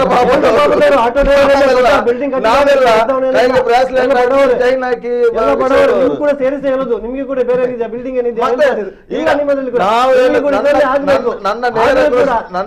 ಹೋರಾಟ ಮಾಡುವಾಗ ಬಂದದವರನ್ನು ಸ್ವಲ್ಪ ನೋಡ್ಕೊಳ್ಳಿ. ನೀವು ಯಾಕೆ ನೋಡ್ಬೇಕು? ಮತ್ತೆ ನೀವು ನೋಡಿದೀರಾ? ನೀವು ನೋಡಿದೀರಾ? ನಾವು ಕಷ್ಟ ಮಾಡುವಾಗ ನೀವು ನೋಡಿದೀರಾ? ನಾವು ಒಂದು ನಿಮಿಷ, ನಿಮ್ಮ ಯೂನಿಯನ್ ಅವರ ಆ ಒಂದು ಸಮಯದಲ್ಲಿ ನೀವು ಒಂದು ವಿಷಯದಲ್ಲಿ ಗೆದ್ದು ಬಂದಾಗ ನೀವು ಏನ್ ಮಾಡಿದ್ದೀರಿ? ಒಂದು ಅದು ಏನೋ ಯೂಟ್ಯೂಬ್ ಅಲ್ಲಿ ಏನೋ ಒಂದು ಸಾಂಗ್ ಕ್ರಿಯೇಟ್ ಮಾಡಿ ಲುಂಗಿ ಡ್ಯಾನ್ಸ್ ಇದು ನಮ್ಮ ರಿಕ್ಷಾ ಡ್ರೈವರ್ನವರನ್ನು ನಮ್ಮನ್ನೆಲ್ಲ ಹೀಯಾಳಿಸುವ ರೀತಿಯಲ್ಲಿ ನೀವು ಒಂದು ಮಾಡಿದೀರಾ? ಉಂಟಲ್ಲಿ ನಮ್ಮ ಹತ್ರ ಪ್ರೂಫ್ ಸಮೇತ ಉಂಟು. ನಾವು ಆತರ ಮಾಡ್ಲಿಲ್ಲ ಸರ್. ಈಗ ಸರಿ ಎಸ್ ಸರ್, ಅರ್ಥ ಆಯ್ತು. ಅಂದ್ರೆ ಇಲ್ಲಿ ಬರ್ತೇನೆ, ಮತ್ತೊಂದು ಕರೆ ಇದೆ. ಹಲೋ ಸರ್, ನಮಸ್ತೆ. ಹಲೋ ಸರ್, ನಮಸ್ತೆ. ನಮಸ್ತೆ ಸರ್, ತಮ್ಮ ಹೆಸರಿನಿಂದ ಸರ್? ನನ್ನ ಹೆಸರು ಅಶೋಕ್ ಅಂತ ಹೇಳಿ ಸರ್, ಕಂಕನಾಡಿ. ಎಸ್ ಸರ್, ಮಾತಾಡಿ ಸರ್. ಸರ್, ನಾವು ಹೇಳುದೆಂತಂದ್ರೆ ನಮಗೆ ನೋಡಿ ಸರ್, ಅದು ಪರ್ಮಿಟ್ ಕಡ್ಡಾಯ ಮಾಡ್ಲೇಬೇಕು. ಯಾಕಂದ್ರೆ ಸರ್ ಈಗಲೇ ಬಾಡಿಗೆ ಇಲ್ಲ ನಮ್ಗೆ. ಯಾಕಂದ್ರೆ ಇವಿ ರಿಕ್ಷಾದಲ್ಲಿ ದುಡಿಯೋರು ಒಂದು 10% ಡ್ರೈವರ್, ಒಂದು 10-15% ಡ್ರೈವರ್ಗಳು ಬಿಟ್ರೆ ಬೇರೆ ಎಲ್ಲ ಜಾಬ್ ಅಲ್ಲಿ ಇರೋರೆ, ಅಂದ್ರೆ ಗವರ್ಮೆಂಟ್ ಜಾಬ್ ಇಂದ ಹಿಡಿದು ಬೇರೆ ಬೇರೆ ಜಾಬ್ ಅಲ್ಲಿ ಸಂಜೆ ಆಗುವಾಗ ಉಂಟಲ್ಲ, ಮಧ್ಯಾಹ್ನ ತನಕ ಗಾಡಿ ಅಷ್ಟೊಂದು ಇರೋದಿಲ್ಲ. ಒಂದು ಸಂಜೆ 4:15 ಮೇಲೆ ಡ್ಯೂಟಿ ಬಿಟ್ಟ ಮೇಲೆ ಗಾಡಿ ಅಂದ್ರೆ ತುಂಬಿ ಹೋಗ್ತದೆ ಎಲ್ಲ. ನಮ್ಗೆ ಈಗಲೇ ಬಾಡಿಗೆ ಇಲ್ಲ. ಮತ್ತೆ ಪುನಃ ಇವರು ಅದಕ್ಕೆ ಇದು ಪರ್ಮಿಷನ್ ಕೊಟ್ಟು ಎಲ್ಲ ಸಿಟಿಗೆ ಬಂದಾದ್ಮೇಲೆ ಗ್ರಾಮಾಂತರದವರೆಲ್ಲ ಸಿಟಿಗೆ ಬಂದ್ರೆ ಈಗ ಸಿಟಿಯಲ್ಲಿ ಇದ್ದವ್ರು ಎಲ್ಲಿಗೆ ಹೋಗ್ಬೇಕು? ಅದು ಇವ್ರು ಯೋಚನೆ ಮಾಡ್ಬೇಕಲ್ಲ ಇದನ್ನೆಲ್ಲ. ಈಗ ಒಂದು ಜಿಲ್ಲೆಗೆ ಒಂದು DC ಇರ್ಬೇಕು. ನಾನು DC ಅಂತ ಹೇಳಿ ಹೋದ್ರೆ ಆಗ್ತದ? ಇಲ್ಲಲ್ಲ. ಕರೆಕ್ಟ್ ಅಲ್ಲ ಸರ್? ಅದಕ್ಕೋಸ್ಕರ ನಾವ್ ಹೇಳುದು ಸರ್, ಪರ್ಮಿಟ್ ಕಡ್ಡಾಯ ಮಾಡ್ಬೇಕು. ಅದು ವಿಳಾಸ ಪುರವೆಲ್ಲ ತಕೊಂಡು ಅದಕ್ಕೆ ಕರೆಕ್ಟ್ ಆಗಿ ಏನಿದೆ ಅದನ್ನೆಲ್ಲ ಫಾಲೋ ಮಾಡಿ ಇದ್ ಮಾಡಿದ್ರೆ ಒಳ್ಳೇದು ಅಂತ ಹೇಳಿ ಸರ್, ನಮ್ಮ ಪ್ರಕಾರ. ಎಸ್ ಸರ್, ಥ್ಯಾಂಕ್ ಯು, ಧನ್ಯವಾದಗಳು. ಎಸ್ ಸರ್, ಆ ಒಂದು ವಿಚಾರವನ್ನ ಹೇಳಿದ್ರು. ಅಂದ್ರೆ ಎಲ್ಲರೂ ಕೂಡ ಸಿಟಿಗೆ ಬರ್ತೀರಿ ಅಂತ ಬಂದಾಗ ಅದನ್ನೇ ನಂಬಿಕೊಂಡು ಬಂದ್ರೆ ಅವರು ಕೂಡ ಬಡವರು, ಅವರು ಕೂಡ ಕಷ್ಟ ಇದೆ. ಸೊ ಹಾಗಿದ್ದಾಗ ಏನ್ ಹೇಳ್ತೀರಾ ಸರ್? ಅವ್ರ ವಿಷಯಕ್ಕೆ ನಾವು ಹೋಗ್ತೇನೆ. ಊರಲ್ಲಿ ಬಾಡಿಗೆ ಕಮ್ಮಿ ಇದೆ, ರಿಕ್ಷೆಗಳು ಜಾಸ್ತಿ ಇದೆ ಅಂತ ನಾನು ಹೋಗ್ತೇನೆ. ಇದು ಯಾರ್ದು ತಪ್ಪು ಸರ್? ನಮ್ದ ಅಲ್ಲ? ಇದಕ್ಕೆ ಮುಂಚೆ ಕೊಟ್ಟಂತ ಅಧಿಕಾರಿಗಳ ತಪ್ಪ? ಸರಿ, ನಾನು ಇವ್ರ ಹತ್ರ ಫೈಟ್ ಮಾಡುದು, ಇವ್ರ ಹತ್ರ ಫೈಟ್ ಮಾಡ್ತಾ ಇರೋದಲ್ಲ. ಇದಕ್ಕೆ ಮುಂಚೆ ಕೊಟ್ಟಂತ ಅಧಿಕಾರಿ ಜೊತೆ ಫೈಟ್ ಮಾಡುದು. ಜನರ ಜೀವನದಲ್ಲಿ ಆಟ ಆಡಿದ್ರು ಅವರು, ನಾವು ಇವರಲ್ಲ. ಈಗ ರೂಲ್ಸ್ ಬಂದಿದೆ ಅಲ್ಲ, ರಾಜ್ಯ ಸರ್ಕಾರ ಹೇಳಿದೆ, ಅದನ್ನ ಫಾಲೋ ಯಾಕೆ ಮಾಡ್ತಾ ಇಲ್ಲ ಅಂತ ವಿಚಾರವನ್ನ ನಾವು ಫಾಲೋ ಮಾಡ್ಲಿಲ್ಲ ಅಂತ ಯಾರು ಹೇಳಿದ್ರು ಸರ್? ನಾವು ಫಾಲೋ ಮಾಡ್ತಾ ಇದ್ದೇವೆ. ನಮ್ದು ಒಂದು ಬೇಡಿಕೆ, ಇದಕ್ಕೆ ಮುಂಚೆ ಅವ್ರು ಕೊಟ್ಟಿರ್ತಾರಲ್ಲ ಅಂತ ಅಷ್ಟು ಬಂದ ಗಾಡಿಗೆ ಮಂಗಳೂರಲ್ಲಿ ಪರ್ಮಿಟ್ ಕೊಡ್ಲಿ, ಅಷ್ಟೇ ಕೇಳುದು ನಾವು. ಅದು ಬಿಟ್ಟು ನಮ್ ಬೇರೆ ಏನು ಡಿಮ್ಯಾಂಡ್ ಇಲ್ಲ. ಮಂಗಳೂರಲ್ಲಿ ಇನ್ನು ಬರುವ ಗಾಡಿಗೆ ಮಂಗಳೂರಲ್ಲಿ ಕೊಡಿ ಅಂತ ನಾವು ಹೇಳ್ತಾ ಇರಲ್ಲ. ಪರ್ಮಿಟ್ ಅಲ್ಲ, ಬರೋದು ಬೇಡ ಅಂತ ಕೂಡ ನಾವು ಹೇಳಲ್ಲ, ಬರ್ಲೇಬೇಕಂತ ಕೂಡ ಹೇಳಲ್ಲ. ಅದು ಆಗುದಿಲ್ಲ. ನೀವು ಸುಮ್ಮನೆ ಅದು ಬೇಡಿಕೆ ಆ ಬೇಡಿಕೆ ವಿಷಯಕ್ಕೆ ಬರುದಿಲ್ಲ. ನೀವು ಅದನ್ನು ಸರಿಯಾಗಿ ನೋಡಿದ್ರೆ ವ್ಯಾಪ್ತಿಯ ಪ್ರದೇಶದಲ್ಲಿ ಇರುವವನಿಗೆ ಆ ಪರ್ಮಿಟ್ ಅಂತ ಒಂದು ಬರ್ತದೆ. ಅದು ಅವನು ಬಾಡಿಗೆ ಮನೆಯಲ್ಲಿ ಇರ್ಲಿ, ಸ್ವಂತ ಮನೆ ಇರ್ಲಿ, ಅದು ಮ್ಯಾಟರ್ ಅಲ್ಲ. ಅಲ್ಲಿ ಅವನು ಎಲ್ಲಿ ಯಾವ ಊರಿನ ಅದು ವಿಷಯ ಅಲ್ಲ. ಅವ ಅಲ್ಲಿ ವಾಸವಾಗಿದ್ದಾನೆ ಇಷ್ಟು ವರ್ಷದಿಂದ, ಅವನಿಗೆ ಸಿಗ್ತದೆ ಪರ್ಮಿಟ್, ಯಾರೇ ಇರ್ಬೋದು ಅದು. ಅದರಲ್ಲಿ ಇವರು ಆದೇಶ ಮಾಡುವಾಗಲೂ ಕೂಡ 5 ವರ್ಷ ಅಂತ ಹೇಳಿದ್ದಾರೆ. ನೀನು ಸ್ವಂತ ಮನೆಯವನ ಬಾಡಿಗೆ ಮನೆಯವನ ಕೇಳಲಿಲ್ಲ. 5 ವರ್ಷದಿಂದ ಇದ್ಯಾ ನೀನು ಇಲ್ಲಿ ದುಡಿಬೇಡ ಅಂತ ಯಾರು ಹೇಳಿಲ್ಲ. ಸಿಟಿ ಪರ್ಮಿಟ್ಗೆ ಮತ್ತೆ ಹೊರಗಿನವರಿಗೆ ಸಹ ಪರ್ಮಿಟ್ ಕೊಡ್ತಾರೆ. ಯಾವ ವಿಳಾಸದಲ್ಲಿ ಅವನ ಮನೆ ಎಲ್ಲಿದೆ ಅಲ್ಲಿದ್ದು ಪರ್ಮಿಟ್ ಕೊಡ್ತಾರೆ. ಯಾಕೆ ಅಲ್ಲಿ ಜನರಿಲ್ವಾ? ಅವ್ರೇನು ಕಾಡಲ್ಲಿ ಇದ್ದಾರಾ? ಅಲ್ಲಿರೋರಿಗೆ ಅಲ್ಲೇ ಪರ್ಮಿಟ್ ಕೊಡ್ಬೇಕಂತ ತಾವು ಇಷ್ಟು ಬೇರೆ ರಿಕ್ಷಾದವರು ಇದ್ದಾರಲ್ಲ ಅಲ್ಲಿ LPG CNG ಅಲ್ಲಿ ದುಡಿಯೋರ ಅವರ ಊರಿನಲ್ಲಿ ರಿಕ್ಷಾದವರು ಇದ್ದಾರಲ್ಲ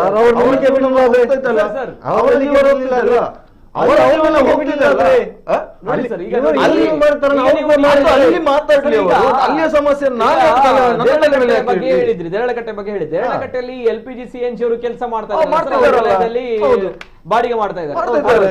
ಸೊ ಅದೇ ವಲಯದಲ್ಲಿ ಅಲ್ಲಿರುವಂತಹ ವ್ಯಕ್ತಿಗಳು ಯಾಕೆ ಮಾಡಬಾರ್ದು ಇವಿ ಅನ್ನುವಂಥದ್ದು? ಅಲ್ಲಿ ದುಡಿಯಕ್ಕೆ ಬಿಡುದಿಲ್ಲ ಅಂತ ಹೇಳ್ತಾರೆ. ಯಾಕೆ ದಕ್ಷಿಣ ಕನ್ನಡ ಜಿಲ್ಲಾ ಮುಕ್ತ ಸಂಚಾರ ಅಂತ ಕೊಟ್ಟಿರುವ ಸರಿ ಸರ್, ಸರಿ ಹೇಳ್ತೇನೆ, ಪ್ರಶ್ನೆಗೆ ಬರ್ತೇನೆ ನಿಮ್ಗೆ. ನನಗೆ ಯಾರು ಕೂಡ ನಾನು ಯಾರ ಕೂಡ ಪರ ಇಲ್ಲ, ಯಾರು ವಿರುದ್ಧ, ಅದು ನನಗೆ ಡೌಟ್, ನನಗೆ ಸಿಗ್ತಾ ಇಲ್ಲ. ಡೌಟ್ ಕ್ಲಿಯರ್ ಪಾರ್ಕ್ ಅಲ್ಲಿ ನಮ್ಗೆ ದಕ್ಷಿಣ ಕನ್ನಡ ಜಿಲ್ಲಾ ಮುಕ್ತ ಸಂಚಾರ ಸಿಕ್ಕುವಾಗ ನಮ್ಮ ದಕ್ಷಿಣ ಕನ್ನಡ ಜಿಲ್ಲೆಗೆ ಹೋಗಿ ಇವಿ ಅವರು ಪಾರ್ಕ್ ಅಲ್ಲಿ ಹೋಗಿ ನಿಲ್ತಾರೆ. ಈಗ ನಿಲ್ಲಿಕ್ಕೆ ಬಿಡುದಿಲ್ಲ, ಅದು ಆ ಪಾರ್ಕ್ ಅಲ್ಲಿ ಬರ್ತೀರಾ? ನಿಮ್ಗೆ ಇಲ್ಲಿ ನಿಲ್ಲಿಕ್ಕಿಲ್ಲ, ಅದೇ ಮಹಾನಗರ ಪಾಲಿಕೆ ಮಾತ್ರ ಕೊಟ್ಟಿರೋದು. DC ಆದೇಶ ಎಲ್ಲಿ ಹೋಯ್ತು? ದಕ್ಷಿಣ ಕನ್ನಡ ಜಿಲ್ಲಾ ಮುಕ್ತ ಸಂಚಾರ ಅಂತ ಹೇಳಿ DC ಆದೇಶ ಎಲ್ಲಿ ಹೋಯ್ತು? ಖಾಲಿ ಮಂಗಳೂರಿಗೆ ಮಾತ್ರ ಅನ್ವಯವಾ? ಮಂಗಳೂರು ಸಿಟಿಯಲ್ಲಿ ಮಾತ್ರ ಅನ್ವಯವಾ? ಬೇರೆ ತಾಲೂಕಿಗೆ ಹೋಗಿ ಮಾತಾಡಿ. ದಕ್ಷಿಣ ಕನ್ನಡ ಜಿಲ್ಲೆಗೆ ಮುಕ್ತ ಅವಕಾಶ ಮೆಂಟಾಲಿಟಿ ಹೌದು ಸರ್,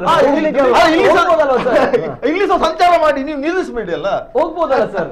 ಎಂತ ಬೇರೆ ಕಡೆಗಳು ನೋಡಿ, ಇವರುಗಳಿಗೆ ಬೇರೆ ದೇರಳಕಟ್ಟೆಗೆ ಹೋಗ್ಲಿಕ್ಕೆ ಆಗಲ್ಲ, ಅಲ್ಲೇ ಹೋಗ್ಬೋದು, ಮಾಡ್ಲಿಕ್ಕೆ ಇಲ್ಲ, ಹೋಗ್ಬೋದು. ನಾವು ಹೋಗಿರಲ್ಲ, ಯಾರು ಹೋಗುದಿಲ್ಲ ಅಂತ ಅಲ್ಲ, ಹೋಗ್ತಾರೆ ಸರ್, ಆಗಲ್ಲ, ಅಲ್ಲಿ ಬಿಸ್ನೆಸ್ ಮಾಡ್ಲಿಕ್ಕೆ ಆಗುದಿಲ್ಲ, ಬಿಸ್ನೆಸ್ ಮಾಡ್ಲಿಕ್ಕೆ ಅದೇನು ಒಂದು 200-300 ಮೈಲೇಜ್ ಸಿಗುವಂತ ಗಾಡಿ. ನೋಡಿ ಸರ್, ನೋಡಿ ಇವರಿಗೆ ಗ್ಯಾಸ್ ಹಾಕಿದ್ರೆ ಎಲ್ಲೂ ಕೂಡ ಹೋಗ್ಬೋದು, ಇವರಿಗೆ ದುಡಿಮೆ ಮಾಡಬಹುದು. ನಾನು ಹೇಳ್ತಿದ್ದೀನಿ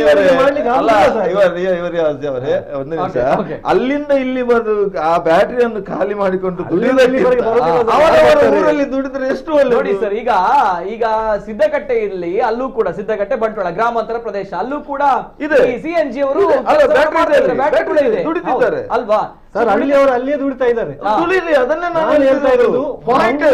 ಪರಿಸರ ಯಾಕಂತ ಹೇಳಿದ್ರೆ ಇವಾಗ 7-8 ಕಿಲೋಮೀಟರ್ ಈ ಕಡೆ ನಮ್ಮ ಪಂಪಲ್ಲಿಂದ ಮುಂದ್ ಕಡೆ ಈಗ ನೋಡಿ, ಇವರು ನೀವು ಬೆಂಗ್ರೆ ಅವರಲ್ಲ, ನೀವು ಬೆಂಗ್ರೆ ಅವರು, ನಮ್ಮವರೇ, ಇಲ್ಲಿಯವರೇ, ನೀವು ಪರ್ಮಿಟ್ ತಗೊಳ್ಳಿ, ದುಡೀರಿ. ಯಾರು ನಿಮ್ಮಂತ ತಡೆದಿದ್ದಾರೆ? ಮತ್ತೆ ನಾನು ಒಬ್ಬ ನೋಟೆ ಪಾಟ್ ನೋಡಿದ್ರೆ ಅದೇ ರೀತಿ ನಾನ್ ಸಹ ಮಾಡ್ತಿದ್ದೇನೆ. ನನ್ನ ಒಬ್ಬನೇ ಒಟ್ಟಿಗಿಲ್ಲ, ಇಡೀ ಮಂಗಳೂರು ರಿಕ್ಷಾ ಚಾಲಕರ ಒಟ್ಟಿಗೆ ಕುಟುಂಬಗಳಿದೆ. ನಿಮ್ಮ ರಿಕ್ಷಾ ಚಾಲಕರ ನಾನು ನಮ್ಮ ಒಬ್ಬೊಬ್ಬರ ಪರಿಸ್ಥಿತಿ ಕೇಳುವಾಗ ಯಾರಿಗೂ ಕೂಡ ದುಃಖ ಬರ್ತದೆ. ಸರಿ ನೋಡಿ ಸರ್, ಯಾಕಂತ ಹೇಳಿದ್ರೆ ಬರ್ತೇನೆ. ಎಸ್, ಕರೆಕ್ಟ್ ಸರ್, ನಿಮ್ಮ ಮಾತುಗಳು ಕರೆಕ್ಟ್ ಇದೆ. ಬಹಳಷ್ಟು ಕಷ್ಟ ಇದೆ, ಬಡವರಿದ್ದಾರೆ, ಜೀವನ ನಿರ್ವಹಣೆ ಮಾಡ್ಬೇಕಂತ. ಸೇಮ್ ವೇ ಅಲ್ಲಿ ಈ CNG ಗ್ಯಾಸ್ಗಳು ಕೂಡ, LPG ಗಳು ಕೂಡ ಇದೆಯಲ್ಲ ಸರ್, ಅವ್ರುಗಳು ಕೂಡ ಕಷ್ಟ ಕೂಡ ರಾಶಿ ಜನರು ಬಂದಾಗ ನಮ್ಗಳಿಗೆ ಬಾಡಿಗೆ ಸಿಗ್ತಲ್ಲ, ಅವ್ರುಗಳು ಆಡಲು, ಅದಕ್ಕೋಸ್ಕರ ಅವ್ರುಗಳು ರೂಲ್ಸ್ ಮಾಡ್ಬೇಕಂತ. ಒಂದು ಪಾಯಿಂಟ್ ಇದೆ, ನಮ್ಮ ರಿಕ್ಷಾಕ್ಕೆ ಗ್ಯಾಸ್ CNG ಹಾಕ್ಬೇಕಾದ್ರೆ ಅದು ಕಾಸ್ಟ್ ಜಾಸ್ತಿ, ಅದು ಆಯಿಲ್ ಚೇಂಜ್ ಮತ್ತೆ ಇನ್ನೊಂದು ಏನೋ ಬಹಳ ಖರ್ಚಿದೆ ಅದು. ಇವರದ್ದು ಒಂದು ಚಾರ್ಜಿಂಗ್ ಸ್ವಲ್ಪ ಏನೋ ಕರೆಂಟ್ ಇದು ಅಷ್ಟು ಹೋಗ್ತದೆ. ಇಲ್ಲಿ ಬಾಡಿಗೆ ಮಾಡುವಾಗ ಎಲ್ಲಾದ್ರೂ ಒಂದು ಒಳ್ಳೆ ರೇಟಿನ ಬಾಡಿಗೆ ಬಂದ್ರೆ, ಎಕ್ಸಾಂಪಲ್ ಒಂದು ಎಕ್ಸಾಂಪಲ್ ಹೇಳ್ತೇನೆ, ಒಂದು 250 ರೂಪಾಯಿ ಬಾಡಿಗೆ ಸಿಕ್ತ ಅಂತ ತಿಳ್ಕೊಳ್ಳೋ. ಆಗೇನ್ ಮಾಡ್ತಾರೆ, ನಾವು ಪ್ಯಾಸೆಂಜರ್ನು ನಮ್ಗೆ ಬೇಡ ಅಂತ ಹೋಗ್ತಾರೆ. ಇವರು ಬ್ಯಾಟರಿ ರಿಕ್ಷಾದ ಎಲ್ಲಿಂದ ಬರ್ತಾರೆ, ಅದು 150 ಕೊಟ್ಟರೆ ಹೋಗ್ತಾರೆ ಅವರು. ಆಗ ಹೊಡೆತ ಯಾರಿಗೆ ಬಿದ್ದದಲ್ಲಿ? ಹೊಡೆತ ಬಿದ್ದದೇ ಒಂದು ರಿಕ್ಷಾ ಡ್ರೈವರ್ನಿಗೆ ಹೊರತು ಬೇರೆಯವನಿಗೆಲ್ಲ. ಅದು ಇವರು ತಿಳ್ಕೊಳ್ಬೇಕು. ಇನ್ನೊಬ್ಬನ ಹೊಟ್ಟೆಗೆ ಹೊಡೆದು ತಿನ್ನೋದು ಅದು ಸರಿ ಅಲ್ಲ. ಫ್ಲೈಟ್ ಅಲ್ಲಿ ಬರ್ತಾರೆ, ಒಂದು ವಿಷಯ ಇಲ್ಲ, ನೀವು ಫ್ಲೈಟ್ ವರೆಗೆ ರೂಪಾಯಿ ಆಗುದಾದ್ರೆ ಅವ್ರು ಕೊಡುದು 50 ರೂಪಾಯಿ ಕೊಡುದು. ಒಂದು ನಿಮಿಷ, ಈಗ ಮೇಜರ್ ಪಾಯಿಂಟ್ ಇದೆ.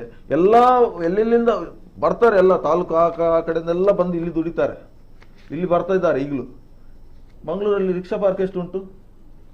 ಈಗ ಇರುವ ರಿಕ್ಷಾದ ಸಂಖ್ಯೆಗೆ ಒಂದು ಲೆಕ್ಕ ಹಾಕಿದ್ರೆ 10% ರಿಕ್ಷಾ ಪಾರ್ಕ್ ಇರ್ಬೋದು. ಈಗ ನೀವು ಎಕ್ಸಾಂಪಲ್, ನೀವು ಇಲ್ಲಿ ಸಿಟಿ ಸೆಂಟರ್ ಹತ್ರ ನೋಡಿರ್ಬೋದು, ಇಲ್ಲಿವರೆಗೆ ಲೈನ್ ಇರ್ತದೆ ರೋಡ್ ವರೆಗೆ. ಈಗ ದೊಡ್ಡ ಕ್ಯಾಮರಾ ಕೂಡ ಹಾಕಿದ್ದಾರೆ, ಆಟೋಮೆಟಿಕ್ ಆಗಿ ಕೇಸ್ ಕೂಡ ಬರ್ತಾ ಉಂಟು. ಯಾರು ಜವಾಬ್ದಾರಿ? ಇದಕ್ಕೆ ಕಾರಣ ಯಾರು? ಈ ಬ್ಯಾಟರಿ ರಿಕ್ಷಾದ ಒಂದು ಇದರಿಂದನೇ ಆದದೆಲ್ಲ. ಬ್ಯಾಟರಿ ರಿಕ್ಷಾ ಅಂತ ಹೇಳ್ಬೇಡಿ, ಅಧಿಕಾರಿಗೆ ಮಾತ್ರ ಹೇಳಿ. ಅಧಿಕಾರಿ ಕೊಟ್ಟು ಈಗ ಅಧಿಕಾರ ಆದೇಶ ಮಾಡಿದಾರಲ್ಲ, ಅಧಿಕಾರಿಗಳನ್ನು ದೂರಿ ನಿಮ್ಮದು ಡಬಲ್ ಸ್ಟ್ಯಾಂಡ್ ಮತ್ತೆ ಇರಬೇಡಿ. ಡಬಲ್ ಸ್ಟ್ಯಾಂಡ್ ಇಲ್ಲ, ಸಿಂಗಲ್ ಸ್ಟ್ಯಾಂಡ್ ಅಲ್ಲಿ ಅನ್ಯಾಯ ಆಗಿರೋದು. ಇವಾಗ ಅನ್ಯಾಯ ಆಗುವಾಗ ರಿಯಾಜ್ ಅವರೇ, ಈಗ ಇವರಿಷ್ಟು ಮಾತಾಡ್ತಾರೆ, ನಮಗೆ ಅನ್ಯಾಯ ಆಗ್ತಿರುವಾಗ ಯಾರು ಮಾತಾಡ್ಲಿಲ್ಲ. ನಮಗೆಲ್ಲ ಗೊತ್ತುಂಟು, ಯಾರು ಮಾತಾಡ್ಲಿಲ್ಲ, ನಮ್ಮ ಯಾರು ಇರ್ಲಿಲ್ಲ, ನಾವೇ ಹೋರಾಡಿದ್ವು. ರಿಜಿಸ್ಟ್ರೇಷನ್ ಮಾಡುವಾಗ ಅವ್ರಿಗೆ ಗೊತ್ತಿರ್ಬೇಕಿತ್ತು. ರಿಕ್ಷಾ ಕೊಟ್ಟು ಮತ್ತೆ ನಿಮ್ಮ ಯಾರು ಚಾಲಕರಿದ್ದಾರೆ ವಾಹನ ತೆಗೆಯುವಾಗ ತಿಳ್ಕೊಳ್ಬೇಕಿತ್ತು. ಗೊಂದಲ ಒಂದೇ ರಿಜಿಸ್ಟ್ರೇಷನ್ ಮಾಡ್ಬೇಕು ಹೇಳ್ಬೇಕಿತ್ತು. ಇಲ್ಲಿ ಈ ಸರಿ ಇವರು ಹೇಳ್ತಾನಂದ್ರೆ ಇವರು ತುಂಬಾ ದಿವಸದಿಂದ ಹೋರಾಟ ಮಾಡ್ತಿದ್ರು, ಅದಕ್ಕೆ ಒಂದು ಫುಲ್ ಸ್ಟಾಪ್ ಅವರಿಗೆ ಕೂಡ ಕೊಡ್ಬೋದಿತ್ತಲ್ಲ ಸರ್, ಅಧಿಕಾರಿಗಳು ಕೂಡ ಕೊಡ್ಬೋದು. ಮಂಗಳೂರಿಗೆ ಇವಾಗ ಇಷ್ಟಕ್ಕೆ ಇಷ್ಟು ಸಾಕು, ಮತ್ತೆ ನೋಡುವಂತ. ಈಗ ಇದೇ ಮಾತಿಗೆ ನಾನ್ ಬರ್ತೇನೆ. ಅವತ್ತಿನ DC RTI ಮೀಟಿಂಗ್ ಅಲ್ಲಿ ಇನ್ನೂ ಸಹ ಬರ್ಲಿ ರಿಕ್ಷಾ ಅಂತ ಹೇಳ್ತಿದ್ದವರು ಇವರು. ನಿಮ್ಮವರೇ ಪ್ರೂಫ್ ಅದು ರೆಕಾರ್ಡ್ ಮಾಡ್ಲಿಕ್ಕೆ ಇಲ್ಲಲ್ಲ DC ಆಫೀಸ್ ಅಲ್ಲಿ. ಈಗ ಮೈಕ್ ಇಟ್ಕೊಂಡು ಹೇಳ್ತಿದ್ದೀರಿ ನಮ್ಮದು 7,000 ಆಗ್ಬೇಕು ರಿಕ್ಷಾ ಅಂತ, ನಿಮ್ಮಷ್ಟೇ ನಾವು ಸಹ ಬರ್ಬೇಕಂತ. ಆಗಿದನ್ನು ಓಡಿಸ್ಲಿಕ್ಕೆ ಈಗ ಬಹಳಷ್ಟು ಕರೆಗಳು ಬರ್ತಾ ಇದೆ, ಸಮಯದ ಕೂಡ ತುಂಬಾನೇ ಇದೆ. ಸೊ ಹಾಗಿದ್ದಾಗ ನಾನು ಕೊನೆಯದಾಗಿ ಒಂದು 2 ಕರೆಗಳನ್ನು ತೆಗೆದುಕೊಳ್ತೀನಿ. ಹಲೋ ಸರ್, ನಮಸ್ತೆ. ನಮಸ್ತೆ. ನಮಸ್ತೆ ಸರ್, ತಮ್ಮ ಹೆಸರುಲಿಂದ ಸರ್? ಎಸ್ ಸರ್, ನಮಸ್ತೆ ಸರ್, ಮಾತಾಡಿ ಸರ್. ಎಸ್, ಒಂದು ವಲಯ ಅಂತ ಮಾಡಿದ್ದಾರೆ, ಗ್ರಾಮಾಂತರ ಮಟ್ಟದಲ್ಲಿ ದುಡಿಯುವವರು ಇಲ್ಲಿದ್ದಾರೆ, ಅವರು ಗ್ರಾಮಾಂತರದಲ್ಲಿ ಅಲ್ಲಿಯೇ ದುಡಿಬೇಕು, ಪಟ್ಟಣದವರು ಪಟ್ಟಣದಲ್ಲೇ ದುಡಿಬೇಕು. ಯಾಕಂದ್ರೆ ಎಲ್ಲ ಒಂದು ಕಡಲಲ್ಲಿ ಒಂದ್ಸಲ ಮೀನು ಸಿಗ್ತದಂತೆ ಎಲ್ಲ ಹೋಗಿ ಅಲ್ಲಿ ಬಲೆ ಹಾಕಿದ್ರೆ ಏನಾಗ್ತದೆ, ಎಲ್ಲವೂ ಅದೇ ರೀತಿ ಆಗಿದೆ. ಯಾಕಂದ್ರೆ ಪರ್ಮಿಟ್ ಕೊಟ್ಟಿದ್ದವರು ಮಾತ್ರ ಅವರು ದುಡಿಬೇಕು. ಪರ್ಮಿಟ್ ಯಾರ ಹೆಸರಲ್ಲಿದೆ ಅವರೇ ಬಂದು ದುಡಿಯುವಾಗೆ ಆಗ್ಬೇಕು. ಇಲ್ಲಾಂದ್ರೆ ಎಲ್ಲರೂ ಬಂದು ಒಂದೇ ಕಡೆ ದುಡಿಲಿಕ್ಕೆ ಹೋದ್ರೆ ನಗರದಲ್ಲೇ ಬಂದ್ಬಿಟ್ರೆ ನಗರದವರು ಏನ್ ಮಾಡ್ಬೇಕು ಅದೊಂದು ಯೋಚನೆ ಮಾಡ್ಬೇಕು. ಇನ್ನೊಂದು ಏನಪ್ಪಾ ಅಂದ್ರೆ ಯಾರು ಪರ್ಮಿಟ್ ತಗೊಂಡಿದ್ದಾರೆ ನೋಡಿ ಅವರೇ ದುಡಿಬೇಕು. ಇನ್ನೊಂದು ಕೆಲವು ಪರ್ಮಿಟ್ಗಳು ನೋಡಿ, ನಾನು ಸ್ವಲ್ಪ ನೋಡ್ತಾ ಇರುವಾಗ ಇಲ್ಲಿ ಕೆಲವು ಇಲ್ಲಿ ರಿಕ್ಷೆಗಳನ್ನು ತೆಗೆದುಕೊಂಡು ಅವರು ಫಾರಿನ್ ಅಲ್ಲಿ ಇದ್ದಾರೆ, ಇಲ್ಲಿ 10 ರಿಕ್ಷೆಗಳು ಇದೆ, 10ರಿಂದ 20ವರೆಗಿದೆ. ಅದು ಹೇಗೆ ಬಂತು, ಯಾವ್ದು ಬಂತು, ಅದ್ರ ಬಗ್ಗೆ ಕೂಡ ತನಿಖೆ ಆಗ್ಬೇಕು ಅನ್ನೋದು ನನ್ನೊಂದು ಅನಿಸಿಕೆ. ಎಸ್ ಸರ್, ಎಸ್ ಇಲ್ಲ, ವ್ಯಾಲಿಡ್ ಆಗಿರುವಂತ ವಿಚಾರವನ್ನ ತಾವು ಹಂಚ್ಕೊಂಡ್ರಿ. ಎಸ್ ಸರ್, ಥ್ಯಾಂಕ್ ಯು, ಧನ್ಯವಾದಗಳು ಸರ್. ಎಸ್ ಸರ್, ಏನ್ ಹೇಳ್ತೀರಾ ಸರ್ ಇದಕ್ಕೆ? S Riyaz sir. ಸರ್ ಅವ್ರು ಹೇಳ್ತಿರೋದು ಇದು ಕಡಲಲ್ಲಿ ಮೀನು ಸಿಗ್ತದೆ ಅಂತ ಹೇಳಿ. ಸರ್ ಇಲ್ಲಿ EV ರಿಕ್ಷಾ ಮೀನು ಇಡ್ಲಿಕ್ಕೆ ಬಂದವರಲ್ಲ, ಬಾಡಿಗೆ ಸೂರ್ಯಪ್ರಸಾದ್ ಅವ್ರು ಏನ್ ಗೊತ್ತಾ, 20 ರಿಕ್ಷಾ ಇಲ್ಲ ಸರ್. ಒಂದು ವಿಚಾರ, ಸೂರ್ಯಪ್ರಸಾದ್ ಯಾವ ರೀತಿ ಅಂತ ಬಂದಾಗ ಅವರು ನಾಟ್ ಓನ್ಲಿ ಯಾವುದೇ ಪಾರ್ಟಿಗಳಿಗಿಲ್ಲ, ಅವರೊಂದು ಜೆನ್ಯೂನ್ ಕಾಲರ್. ನಮ್ದು ಕಾರ್ಯಕ್ರಮಕ್ಕೆ ಬಹಳಷ್ಟು ಕಾರ್ಯಕ್ರಮ ಕರೆ ಮಾಡಿದ್ರೆ ಜೆನ್ಯೂನ್ ಆಗಿ ಮಾತಾಡ್ತಾರೆ. ಹಾಗಿದ್ದಾಗ ಎಲ್ಲರೂ ಕೂಡ ಒಂದೇ ಕಡೆಗೆ ಬಂದಾಗ ಅಲ್ಲಿದ್ದವರಿಗೆ ಸಮಸ್ಯೆ ಆಗಲ್ವಾ ಅನ್ನೋದಂದ್ರೆ ತಾವುಗಳ ಮಾತು ವ್ಯಾಲಿಡೆ. ಅಂದ್ರೆ ಬಡವರಿದ್ದಾರೆ, ಬದುಕಬೇಕು. ಸೊ ಹಾಗಿದ್ದಾಗ ಅಲ್ಲಿದ್ದವರಿಗೆ ಸಮಸ್ಯೆ ಆಗಲ್ವಾ ಎಲ್ಲೋ ಒಂದೇ ಕಡೆ ಹೋದಾಗ? ಸ್ಟಾರ್ಟಿಂಗ್ ಇಂದ ಕೊನೆಯವರೆಗೆ ಹೇಳ್ತಾ ಇರೋ ಮಾತು ಒಂದೇ ನಮ್ದು. ಏನಂತ ಹೇಳಿದ್ರೆ, ವಲಯ ಮಾಡುದಾದ್ರೆ ನಮ್ದು ಏನು ಅಡ್ಡಿಲ್ಲ, ಪರ್ಮಿಟ್ ಹಾಕ್ಲಿಕ್ಕೆ ನಮ್ದು ಏನು ಅಡ್ಡಿಲ್ಲ, ನಾವು ರೆಡಿ ಇದ್ದೇವೆ. ಇದಕ್ಕೆ ಮುಂಚೆ ನಂಬಿದ ಬಂದಂತ ಗಾಡಿ ಉಂಟಲ್ಲ, ಇಷ್ಟು ಗಾಡಿಗೆ ಕೊಡಿ ಸಾಕು, ನಾವು ಅದು ಮಾತ್ರ ಕೇಳುದು ಇವ್ರ ಹತ್ರ. ಅದು ಇವರು ಬಿಡುದಿಲ್ಲ ಅಂತ ಅಷ್ಟೇ ನಾವು ಹೇಳುದು. ಮತ್ತೆ ಬಗ್ಗೆ ಕಂಡೀಷನ್ ಮಾಡ್ಲಿ, ಯಾರು ಬೇಡ ಅಂತ ಹೇಳಿದ್ರೆ, ಒಂದು ವೇಳೆ ಮಾಡುದಾದ್ರೆ ಇಬ್ಬರಿಗೂ ಕೂಡ ಮಾಡ್ಲಿ, ಅವ್ರಿಗೆ ಕೂಡ ಅದೇ ರೀತಿ ಮಾಡ್ಲಿ. ಯಾರು ಪರವಾನಗಿ ಪಡೆದಿದ್ದಾರೆ, ಯಾರು ಇದು ಹೆಸರಲ್ಲಿದೆ ಅವರು ಕೂಡ ಬಂದು ಬಿಡ್ಲಿ. ಅದರಲ್ಲಿ ಕೂಡ ಇದೆಲ್ಲ 10, 20, 50 ಇದೆಯಲ್ಲ, ಅದು ಕೂಡ ಕ್ಯಾನ್ಸಲ್ ಮಾಡ್ಲಿ. ನಾನು ನಿಮ್ಮ ಮಾಧ್ಯಮದ ಮುಖಾಂತರ ಹೇಳ್ತಿದ್ದೇನೆ, ಮಂಗಳೂರಿನ EV ರಿಕ್ಷಾ ಡ್ರೈವರ್ ಯಾರಿದ್ದಾರೆ ಅವ್ರು ಕೂಡಲೇ ಹೋಗಿ ಪರ್ಮಿಟ್ ತಗೊಳ್ಳಿ ಅಂತ. ಮತ್ತೆ ಬೇರೆಯವರು ನಮ್ಗೆ ಬೇಡ, ಕೊಡಿ ಸರ್. ನಿಮ್ಮ ಹೇಳಿಲ್ಲ,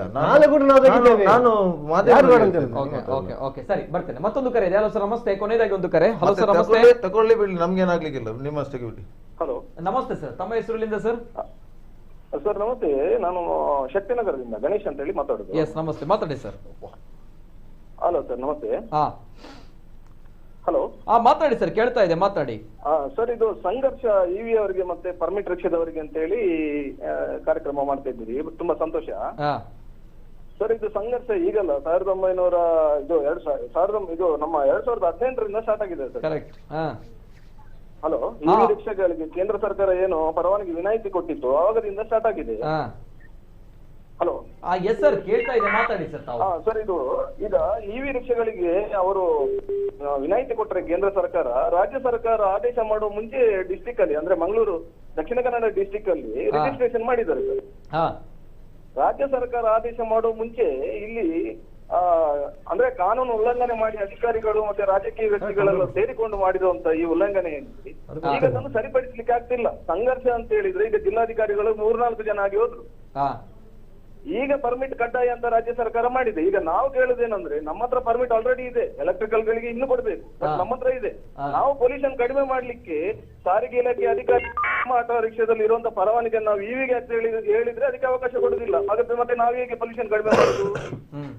ಈಗ ನಮ್ಮ ಆಟೋ ರಿಕ್ಷಾದಲ್ಲಿ ಇರುವಂತ ಪರವಾನಗಿಯನ್ನು ನಾವು ಎಲೆಕ್ಟ್ರಿಕಲ್ ರಿಕ್ಷಾಕ್ಕೆ ಹಾಕಬಹುದು, ಯಾಕಂದ್ರೆ ಪರವಾನಗಿ ಕಡ್ಡಾಯ ಆಗಿದೆ, ರಾಜ್ಯ ಸರ್ಕಾರ ಮಾಡಿದೆ. ಆದ್ರೆ ನಾವು ಪೊಲ್ಯೂಷನ್ ಕಡಿಮೆ ಮಾಡ್ಲಿಕ್ಕೆ ಸಾರಿಗೆ ಇಲಾಖೆ ಅವಕಾಶ ಮಾಡಿಕೊಡ್ತಿಲ್ಲ. ಜಿಲ್ಲಾಧಿಕಾರಿಗಳ ಅಧಿಸೂಚನೆಯಲ್ಲಿ ಅದನ್ನು ಬರೀಲಿಲ್ಲ. ಅವರು ಮೊನ್ನೆ ಅಕ್ಟೋಬರ್ 30ಕ್ಕೆ ಅವರು ಅಧಿಸೂಚನೆ ಮಾಡಿದ್ರಲ್ಲ, ಅದರಲ್ಲಿ ಬರೀಲಿಲ್ಲ. ಯಾಕೆ ಬರೀಲಿಲ್ಲ? ಇದು ಏನು ಷಡ್ಯಂತ್ರ, ಏನು ರಾಜಕೀಯ ವ್ಯವಸ್ಥೆ, ಫೌಂಡೇಶನ್ ಸರಿ ಇಲ್ಲ. ನಾನು ಹೇಳುದೇನಂದ್ರೆ, ರಾಜ್ಯ ಸರ್ಕಾರ 21/2022ರಲ್ಲಿ ಪರವಾನಗಿ ವಿನಾಯಿತಿ ಅಂತ ಹೇಳಿ ಮಾಡಿದ್ರು. ಮೊನ್ನೆ ಜುಲೈ 1 ತಾರೀಕಿಗೆ ಅದು ಗೆಜೆಟ್ ಆದದ್ದು 2 ತಾರೀಕಿಗೆ 2025ರಲ್ಲಿ. ಆಗ ಇದನ್ನು ಕಡ್ಡಾಯ ಮಾಡಿದ್ದು, ಪರವಾನಗಿ ವಿನಾಯಿತಿ ಹಿಂದೆ ಕೊಟ್ಟ ಆದೇಶವನ್ನು ರದ್ದು ಮಾಡಿ ಕಡ್ಡಾಯ ಮಾಡಿದ್ದು, ಪರವಾನಗಿ ಕಡ್ಡಾಯ ಅಂತ ಹೇಳಿ. ಈಗ ಡಿಸಿ ಅವರು ಆದೇಶ ಮಾಡಿ ಅದಕ್ಕೆ ನಿಯಮ ನಿಬಂಧನೆಗಳನ್ನು ಇವರು ಸಾರಿಗೆ ಇಲಾಖೆಯವರು ಡಿಸೆಂಬರ್ 6 ತಾರೀಕಿಗೆ ಹಾಕಿದ್ದಾರೆ. ಬಟ್ ನಾವು ಕೇಳುದು 6,949 ಜನರ ಪರವಾನಗಿ ಏನಿದೆ, ಮಂಗಳೂರು ತಾಲೂಕು ಪರವಾನಗಿ, ಇದನ್ನು ಎಲೆಕ್ಟ್ರಿಕಲ್ ಗಳಿಗೆ ಹಾಕ್ಲಿಕ್ಕೆ ಸಾರಿಗೆ ಇಲಾಖೆ ಅವಕಾಶ ಮಾಡಿಕೊಡ್ತಿಲ್ಲ. ಸಂಘರ್ಷ ಎಂತದ್ದು ಸರ್ ಇದು? ಈಗ ಇವಿ ಅವರಿಗೆ ಪರ್ಮಿಟ್ ಇನ್ನು ಕೊಡಬೇಕು. ಆದ್ರೆ ಪರ್ಮಿಟ್ ಬೇಡ ಅಂತ ಬಂದ ರಿಕ್ಷಾಗಳಿಗೆ ಪರ್ಮಿಟ್ ಕೊಡುವ ಬಗ್ಗೆ ಆಲೋಚನೆ ಯಾಕೆ? ಫಸ್ಟ್ ಪರವಾನಗಿ ಇದ್ದವರು ಪೊಲ್ಯೂಷನ್ ಕಡಿಮೆ ಮಾಡ್ಲಿಕ್ಕೆ ಅವಕಾಶ ಇಲ್ಲಿ ಕೊಟ್ಟಿದ್ದಾರೆ. ಈಗ ಸಂಘರ್ಷ ಏನಿಲ್ಲ ಸರ್, ಇದೆಲ್ಲ ಲೀಡರ್ಗಳ ಒಂದು ಇದಾಗಿದೆ, ಒಂದು ನಾಟಕ ಆಗಿದೆ. ಯಾಕಂದ್ರೆ ಇಲ್ಲಿರುವ ಪಾಯಿಂಟ್, ಈಗ ಕೇಂದ್ರ ಸರ್ಕಾರ ಪೊಲ್ಯೂಷನ್ ಕಡಿಮೆ ಮಾಡಿ ಅಂತ ಹೇಳಿ ಎಲೆಕ್ಟ್ರಿಕಲ್ ವಾಹನಗಳ ಮಸೂದೆ ತಂದದ್ದು. ಆದ್ರೆ ಇಲ್ಲಿ ನಾವು ಪೊಲ್ಯೂಷನ್ ಕಡಿಮೆ ಮಾಡ್ತೇವೆ, ನಮ್ಮ ಪರವಾನಗಿಯನ್ನು ಅದಕ್ಕೆ ಜಂಪ್ ಮಾಡಿ ಕೊಡಿ ಅಂತ ಹೇಳಿ ಇಷ್ಟು ವರ್ಷದಿಂದ ಹೋರಾಟ ನಡೆದಿದೆ. ಕಾನೂನು ಹೋರಾಟ ಕೂಡ ಇದೇ ವಿಷಯಕ್ಕೆ ನಡೆದದ್ದು. ಆದ್ರೆ ರಾಜ್ಯ ಸರ್ಕಾರ ಈಗ ಪರವಾನಗಿ ಕಡ್ಡಾಯ ಎಲೆಕ್ಟ್ರಿಕಲ್ ಆಟೋಗಳಿಗೆ ಅಂತ ಹೇಳಿ ಮಾಡಿ 6 ತಿಂಗಳು 5 ತಿಂಗಳು ಕಳೆದೋಯ್ತು. ಡಿಸಿ ಅವರ ಆದೇಶ ಮಾಡಿ 3 ತಿಂಗಳು ಕಳೆದೋಯ್ತು. ನಿಯಮ ನಿಬಂಧನೆ ಹಾಕಿ 1 ತಿಂಗಳು ಕಳೆದೋಯ್ತು. ಈಗ ಗ್ರಾಮಾಂತರ ನಗರ ಅದು ವಿಷಯ ಅಲ್ಲ. ನಮ್ಮ ಪರವಾನಗಿಯಲ್ಲಿ ನಾವು ಎಲ್ಲಿ ಆಟೋ ಓಡಿಸ್ಬೇಕಂತ ಹೇಳಿ ಬರ್ದಿದೆ. ಗ್ರಾಮಾಂತರ ಪರವಾನಗಿಯಲ್ಲಿ ಅವರೇ ಎಲ್ಲಿ ಆಟೋ ಓಡಿಸ್ಬೇಕಂತ ಬರ್ದಿದೆ. ಹಾಗಿರುವಾಗ ನಾವು ಕೇಳುದು, ಮಂಗಳೂರು ನಗರದಲ್ಲಿ ಇರುವವರು ಪೊಲ್ಯೂಷನ್ ಕಡಿಮೆ ಮಾಡ್ಲಿಕ್ಕೆ ತಯಾರಿದ್ರು ಕೂಡ ಪರವಾನಗಿ ರಾಜ್ಯ ಸರ್ಕಾರ ಕಡ್ಡಾಯ ಅಂತ ಹೇಳಿ ಹೇಳಿದ ಮೇಲೆ ನಮ್ಮ ಪರವಾನಗಿಯನ್ನು ನಾವು ಎಲೆಕ್ಟ್ರಿಕಲ್ ಖರೀದಿ ಮಾಡ್ಲಿಕ್ಕೆ, ಅದಕ್ಕೆ ವರ್ಗಾವಣೆ ಮಾಡ್ಲಿಕ್ಕೆ ಅವಕಾಶ ಸಾರಿಗೆ ಇಲಾಖೆ ಮಾಡಿಕೊಡ್ತಿಲ್ಲ ಹೇಳಿದ್ರೆ ಅದನ್ನು ಕೇಳ್ತೇವೆ ನಾವು. ಮತ್ತೆ ಯಾರು ಅರ್ಹತೆ ಇರುವವರು, ಯಾರ ಅರ್ಹತೆ ಇಲ್ಲದವರು, ಯಾರಿಗೆ ಯಾವ್ಯಾವ ದಾಖಲೆಗಳು ಇದೆ ಅಥವಾ ಇಲ್ಲ, ಅದು ಮತ್ತೆ ನೋಡುವ. ಮೊದಲು ನಾವು ಹೇಳುದು, ಪರವಾನಗಿ ಇದ್ದವರನ್ನು ಪರಿಗಣನೆಗೆ ತಗೊಳ್ಬೇಕು. ಅಂದ್ರೆ ಎಲೆಕ್ಟ್ರಿಕಲ್ ಆಟೋಗಳಿಗೆ ನಾವು ಪೊಲ್ಯೂಷನ್ ಕಡಿಮೆ ಮಾಡುವ ಅರ್ಹತೆ ಇಲ್ಲದವರ ಈಗ ಹೇಳಿ. ಈಗ ನಾವು ಇಷ್ಟು ವರ್ಷ ಹೋರಾಟ ಮಾಡಿದ ಒಂದು ದಾರಿ ಬೇರೆ. ಆದ್ರೆ ಈಗ ನಾವು ಎಲಿಜಿಬಿಲಿಟಿ ಇದ್ರೂ ಕೂಡ ನಮ್ಮನ್ನು ಅರ್ಹತೆ ಇಲ್ಲದವರಾಗಿ ಕಡೆಗಣಿಸ್ತೇವೆ ಎಲ್ಲ ಇಲಾಖೆಗಳು. ಜಿಲ್ಲಾಧಿಕಾರಿಗಳಿಗೆ ಗಮನಕ್ಕೆ ನಾವು ತಂದಿದ್ದೇವೆ, ಅವರ ಕಚೇರಿಯಲ್ಲಿ ಕೂತಿದ್ದೇವೆ, ಅವರಿಗೆ ಮನವಿ ಕೊಟ್ಟಿದ್ದೇವೆ, ಸಭೆಯಲ್ಲಿ ಮಾತನಾಡಿದ್ದೇವೆ, ಎಲ್ಲಾ ದಾಖಲೆಗಳನ್ನು ಇಟ್ಟಿದ್ದೇವೆ. ಏನೆಲ್ಲ ಅವ್ಯವಹಾರಗಳು ನಡೆದಿದೆ 2018ರಿಂದ ಎಲ್ಲವನ್ನ ಅವರ ಗಮನಕ್ಕೆ ತಂದಿದ್ದೇವೆ. ಇದರ ಬಗ್ಗೆ ಚರ್ಚೆ ನಡೆದಿಲ್ಲ. ಎಲ್ಲ ದಾಖಲೆಗಳು ಇದೆ, ಎಲ್ಲ ಸೋಷಿಯಲ್ ಮೀಡಿಯಾ, ಎಲ್ಲ ಯೂಟ್ಯೂಬ್ ಅಲ್ಲಿ ಎಲ್ಲ ಕಡೆ ಹಾಕಿದ್ದೇವೆ. ಇದು ಎಂತ ಸಂಘರ್ಷ ಸರ್? ಯಾವುದಿಲ್ಲ ಸಂಘರ್ಷ. ಇದೆಲ್ಲ ರಾಜಕೀಯ ಷಡ್ಯಂತ್ರ. ಎಲ್ಲ ರಾಜಕೀಯ ನಾಯಕರುಗಳು ಇದನ್ನೆಲ್ಲ ಮುಚ್ಚಿಟ್ಟಿದ್ದಾರೆ. ನಾವು ಮಾಡಿದ ಪ್ರತಿಭಟನೆ ನಮ್ಮ ಪರವಾನಗಿಯನ್ನು ವರ್ಗಾವಣೆ ಅಂದ್ರೆ ಎಲೆಕ್ಟ್ರಿಕಲ್ ಆಟೋಗೆ ವರ್ಗಾಯಿಸ್ಲಿಕ್ಕೆ ಅವಕಾಶ ಮಾಡಿಕೊಡಿ ಅಂತ ಮಾಡಿದಂತ ಪ್ರತಿಭಟನೆ ನಮ್ಮದು. ಆದ್ರೆ ಈಗ ರಾಜ್ಯ ಸರ್ಕಾರವೇ ಕಡ್ಡಾಯವಾಗಿ ಎಲೆಕ್ಟ್ರಿಕಲ್ ಆಟೋಗಳಿಗೆ ಪರವಾನಗಿ ಕಡ್ಡಾಯ ಅಂತ ಹೇಳಿದ ಮೇಲೆ ನಮ್ಮ ಹತ್ರ ಇರುವ ಪರವಾನಗಿಯನ್ನು ಎಲೆಕ್ಟ್ರಿಕಲ್ ಆಟೋ ಖರೀದಿಸಿ ಅದಕ್ಕೆ ಹಾಕ್ಲಿಕ್ಕೆ ಬಿಡುದಿಲ್ಲ ಹೇಳಿದ್ರೆ, ಅದಕ್ಕೆ ಅವಕಾಶ ಇಲ್ಲ ಹೇಳಿದ್ರೆ, ಅವರ ಆದೇಶದಲ್ಲಿ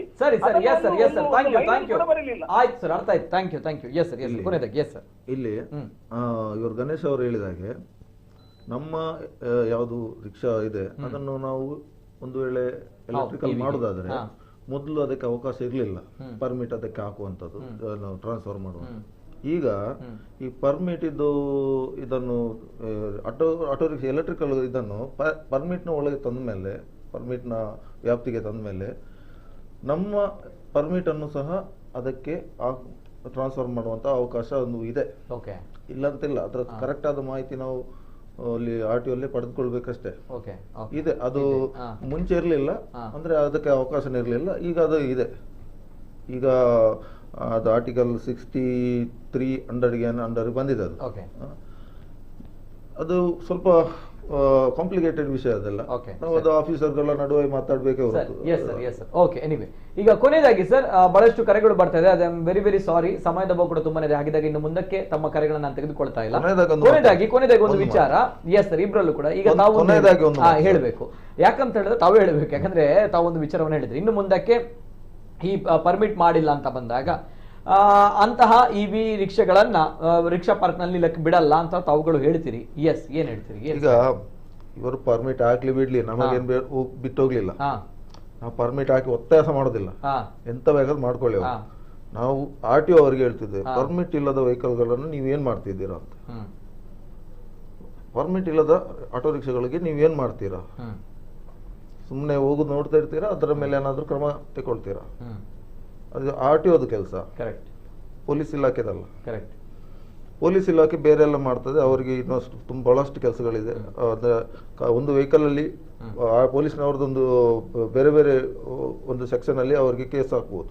ಪರ್ಮಿಟ್ಗೆ ಬಂದ ಮೇಲೆ ಅವರು RTOದ ಜವಾಬ್ದಾರಿ ಆಗಿರ್ತದೆ. ಮುಂದಿನ ದಿನ ಅವರು ಎಷ್ಟು ದಿನದೊಳಗೆ ಇದನ್ನು ಕ್ರಮ ತಗೊಳ್ತಾರೆ ಗೊತ್ತಿಲ್ಲ. ನಾವು ಕಂಪ್ಲೇಂಟ್ ಇಲ್ಲಿ ಕೊಟ್ಟದ್ದು ಕಾಪಿ ಇದೆ, ಅದರ ಮೇಲೆ ಕ್ರಮ ತೆಗೊಳ್ಬೇಕಂತ. ಅವ್ರು ಯಾವ ಆಕ್ಷನ್ ತಗೊಳ್ತಾರೆ ಅವರಿಗೆ ಬಿಟ್ಟದ್ದು. ಮಾಡದಿದ್ರೆ ಮಾತ್ರ, ಅವರು ಇಲಾಖೆಯವರು ಆ ವಿಷಯ ಮಾಡದಿದ್ರೆ ಮಾತ್ರ ನಾವು ಈ ವಿಷಯ ಕೈ ಹಾಕ್ತೇವೆ. ಯಾಕೆಂದ್ರೆ ನಮಗಿಲ್ಲಿ ರಿಕ್ಷಾ ಪಾರ್ಕ್ ನಲ್ಲಿ ರಿಕ್ಷಾ ನಿಲ್ಲಿಸ್ಲಿಕ್ಕೆ ಜಾಗವೇ ಇಲ್ಲ. ಇವರ ರಿಕ್ಷಾ ಓಡಾಡ್ತಿದ್ರೆ ಪೊಲ್ಯೂಷನ್ ಆಗುದಿಲ್ಲ, ಏನಾಗುದಿಲ್ಲ. ನಮ್ಮ ರಿಕ್ಷಾ ಮಿತಿಮೀರಿ ಓಡಾಡ್ತಿದ್ರೆ ಪಾರ್ಕ್ ಜಾಗ ಎಲ್ಲ ಓಡಾಡ್ತೇವೆ. ಇಲ್ಲಿ ಬಂದ್ರೆ ಒಮ್ಮೊಮ್ಮೆ ಸಿಟಿ ಸೆಂಟರ್ ಒಳಗೆ ಹೋಗ್ಬೇಕಾದ್ರೆ 2-3 ರೌಂಡ್ ಓಡಬೇಕಾಗ್ತದೆ ನಾವು. ಇಲ್ಲಾಂದ್ರೆ ಇಲ್ಲಿಗಾದ್ರೂ ಬೇರೆ ಎಲ್ಲಿಗಾದ್ರೂ ಹೋಗ್ಬೇಕು. ಮುಂಚೆ ಹಾಗೆ ಆಗ್ತಿರ್ಲಿಲ್ಲ, ಪ್ಲೇಸ್ ಇತ್ತು, ನಾವು ನಿಲ್ತಿದ್ವಿ, ಯಾವುದೇ ಪಾರ್ಕ್ ಆಗಿರ್ಬೋದು. ಈಗ ಅದು ಉಲ್ಟಾಗಿದೆ. ನಮಗೆ ನಿಲ್ಲಿಕ್ಕೆಲ್ಲ ನೀವು ನೋಡಿರ್ಬೋದು, ಎಲ್ಲ ಎಲೆಕ್ಟ್ರಿಕ್ ಆಟೋ ರಿಕ್ಷಾಗಳೇ ಇರ್ತದೆ. ನಾವು ಆಟೋ ರಿಕ್ಷಾಗಳ ಡ್ರೈವರ್ಗಳಾಗ್ಲಿ ಅವರ ವಿರುದ್ಧ ನಾವು ನಿಲ್ಲಿಕ್ಕೆ ಆಗುದಿಲ್ಲ, ಅವರು ಕೂಡ ಚಾಲಕರೇ. ಮತ್ತೆ ಆಟೋ ರಿಕ್ಷಾ ಏನು ಎಲೆಕ್ಟ್ರಿಕಲ್ ಇದೆ, ಇವತ್ತು ನಾಳೆ ಇನ್ನೊಂದು ನೀರಿನಲ್ಲಿ ಹೋಗುದು ಬರ್ಬೋದು, ಚೇಂಜ್ ಮಾಡ್ಬೋದು. ನಮಗೆ ಅವಕಾಶ ಇದೆ. ಫಸ್ಟ್ ಇಲ್ಲಿ ಬರುವಾಗ 2 ಸ್ಟ್ರೋಕ್ ಪೆಟ್ರೋಲ್ ಇತ್ತು, ಆಗ ನಾವು ಇನ್ನು ಸ್ಕೂಲಲ್ಲಿ ಈಗ ಎಲೆಕ್ಟ್ರಿಕ್. ಕೊನೆಯದಾಗಿ ತಮ್ಮ ಸ್ಟ್ಯಾಂಡ್ ಏನು ಸರ್? ಎಸ್, ಸ್ಟ್ಯಾಂಡ್ ಒಂದೇ, ಫಸ್ಟ್ ಇದೇ ಹೇಳಿದೆ, ಇದೇ ಹೇಳ್ತಿರೋದು ನಾನು. ನಮ್ಮ RTO ಇದಕ್ಕೆ ಏನಾದ್ರೂ ಒಂದು ಕೆಲಸ ಮಾಡಬೇಕು. ಇಂತಿಷ್ಟು ದಿನದೊಳಗೆ, ನಾವು ದಿನ ಕೂಡ ಅವರಿಗೆ ಹೇಳಿದೆ, ಟೈಮ್ ಕೂಡ ಕೊಟ್ಟಿದ್ದೇನೆ, ಇಷ್ಟು ದಿನದೊಳಗೆ ಮಾಡಿಕೊಡ್ಬೇಕು. ಅದು ಮಾಡದಿದ್ರೆ ನಾವು ಮಾಡಿ ತೋರಿಸ್ತೇವೆ. ಅದರ ನಂತರ ಏನಾದರೂ ಸಮಸ್ಯೆಗಳಾದರೆ ನೇರ ಹೊಣೆ RTO ಆಗ್ತದೆ, ನಾವೇನಲ್ಲ. ಏನ್ ಹೇಳ್ತೀರಾ ಸರ್? ಸರ್, ನಾವು ಕೂಡ RTO ಮೇಲೆ ಡಿಪೆಂಡ್ ಆಗಿರ್ತೇವೆ. ಇವರು ರೂಲ್ ಮಾಡಿದ್ರೆ ಅದೇ ರೂಲ್ ಅನ್ನ ಫಾಲೋ ಮಾಡ್ತೇವೆ. ಫಾಲೋ ಹೇಗೆ ಮಾಡೋದು ಅಂತ ಇದಕ್ಕೆ ಮುಂಚೆ ಹೇಗೆ ಕೊಟ್ಟಿರ್ತೀರಿ, ಅದೇ ಕಂಡೀಷನ್ ಹೇಳಿದ್ರೆ ಈ ರೂಲ್ ಆಗಿದಪ್ಪ ಈಗ ಹೊಸದಾಗಿ ಅಂತ ಬಂದಾಗ ತಾವೆಲ್ಲ ಪಾಲನೆ ಮಾಡ್ಬೇಕಂತ ಬಂದಾಗ ಅದಕ್ಕೆ ಅಂತ ಬೇರೆ ಇದೆ ಅಲ್ಲ, ಕೋಟೆ ಅಲ್ಲ, ಅದಕ್ಕೆ ಬೇರೆ ರೀತಿ ಹೋಗ್ತೀವಿ ನಾವು, ಬೇರೆ ರೀತಿ ಹೋಗ್ತೇವೆ. ನಮ್ಗೇನು ಗೊತ್ತಿರುತ್ತೆ, ನಮ್ಗೆ ಮಾಡ್ಬೇಕು, ನಮ್ಗೆ ಗೊತ್ತಿರ್ತದೆ, ನಾವು ಅದು ಮಾಡ್ತೇವೆ.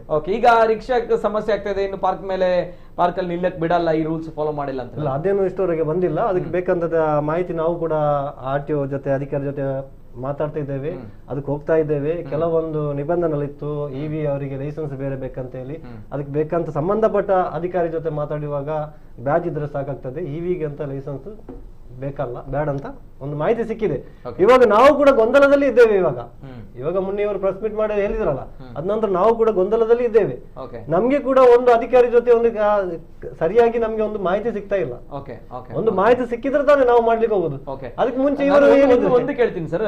ಓಕೆ, ಎಲ್ಲರೂ ಕೂಡ ಕಷ್ಟಪಟ್ಟು ದುಡಿಬೇಕು, ಬದುಕಬೇಕು ಅನ್ನೋ ನಿಟ್ಟಿನಲ್ಲಿ ರಿಕ್ಷಾ ತೆಗೆದುಕೊಂಡು ಬದುಕೋರು, ಇಲ್ಲದಿದ್ರೆ ದೊಡ್ಡ ದೊಡ್ಡ ಕಂಪನಿಗಳಿಗೆ ಹೋಗ್ತಾ ಇದ್ರು.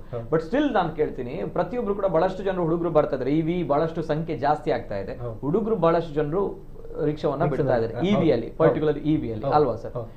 ವಿತ್ ರೆಸ್ಪಾನ್ಸಿಬಲ್ ಆಗಿರುವಂತಹ ಹುಡುಗರು ರಿಕ್ಷಾ ಬಿಡ್ತಾರಾ ಅಥವಾ ಬೇಕಾಬಿಟ್ಟಿ ಏನೋ ಒಂದು ಮಾಡಬೇಕು ರ್ಯಾಶ್ ಡ್ರೈವಿಂಗ್ ಅಂತದ್ ಇಂಥದ್ದೆಲ್ಲ ಇದೆಯಾ ಅಂತ ಹೇಳಿ ಯಾಕಂದ್ರೆ ಬಹಳಷ್ಟು ಕಮೆಂಟ್ಸ್ ಗಳು ಆ ರೀತಿ ಬರ್ತಾ ಇದೆ ಇವಿಯ ಬಗ್ಗೆ. That's why asking with you sir.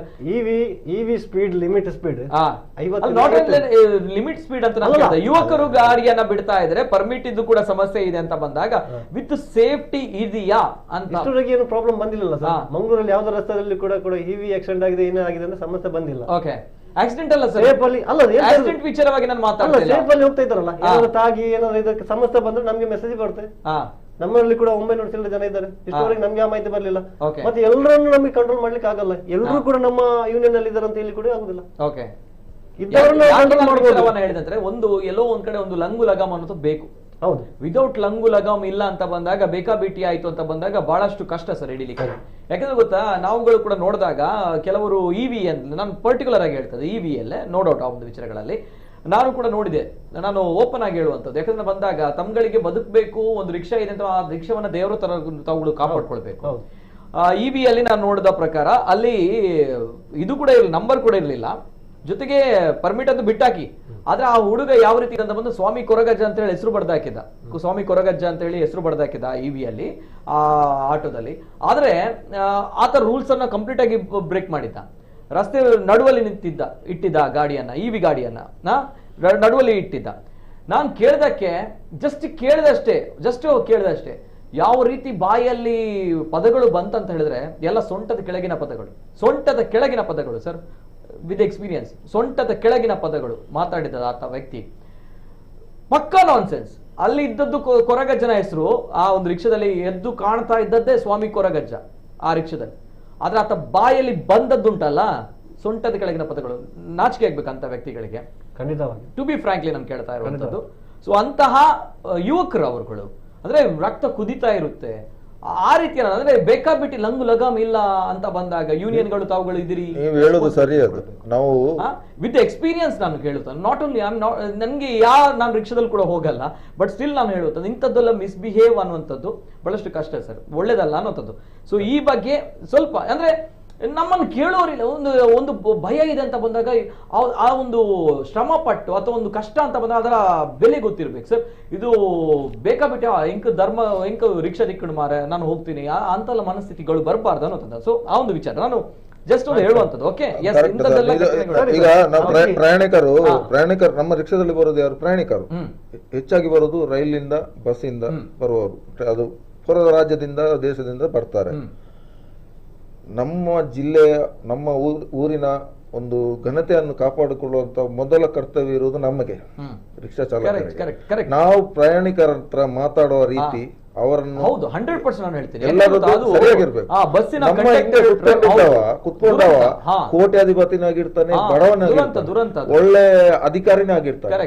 ಒಂದು ಸರ್ತಿ ಘಟನೆ ಕೂಡ ಆಗಿದೆ, ಒಂದು ಜಡ್ಜ್ ಅನ್ನು ಒಬ್ಬ ರಿಕ್ಷಾ ಡ್ರೈವರ್ ಅದೇ ತರ ಒಂದು ರೂಡ್ ಆಗಿ ಮಾತಾಡಿದಕ್ಕೆ ಅವನ ಮೇಲೆ ಎಷ್ಟು ದೊಡ್ಡ ಕೇಸ್ ಆಗಿದೆ ಅಂದ್ರೆ ಅವರಿಗೆ ಕಾನೂನು ಗೊತ್ತಿದ್ದವರಿಗೆ ಅವ್ರು ಮಾಡಿದ್ದಾರೆ, ಒಬ್ಬ ಬಡವನಿಗೆ ಏನು ಗೊತ್ತಾಗ್ತದೆ? ಕರೆಕ್ಟ್ ಇಲ್ಲ, ಅದೇ ಹೇಳುವಂತದ್ದು. ನಾವು ಫಸ್ಟ್ ನಮ್ಮ ಜವಾಬ್ದಾರಿ, ನನ್ನನ್ನು ಸೇರಿಸಿ ಹೇಳುದು ಪ್ರತಿಯೊಬ್ಬ ರಿಕ್ಷಾ ಚಾಲಕರು, ನಾನು ಎಲ್ಲ ರಿಕ್ಷಾ ಚಾಲಕರಿಗೆ ಈ ಮಾಧ್ಯಮ ಹೇಳ್ತೇನೆ, ಪ್ರತಿಯೊಬ್ಬ ರಿಕ್ಷಾ ಚಾಲಕರು ನಮ್ಮ ಪ್ರಯಾಣಿಕರ ಜೊತೆ ಮಾತಾಡುವ ರೀತಿ ಒಂದು ಒಳ್ಳೆಯ ಒಂದು, ನಾವು ಏನು ಮಕ್ಕಳ ಹತ್ರ ಮಾತಾಡೋ ರೀತಿ ಇರಬೇಕು.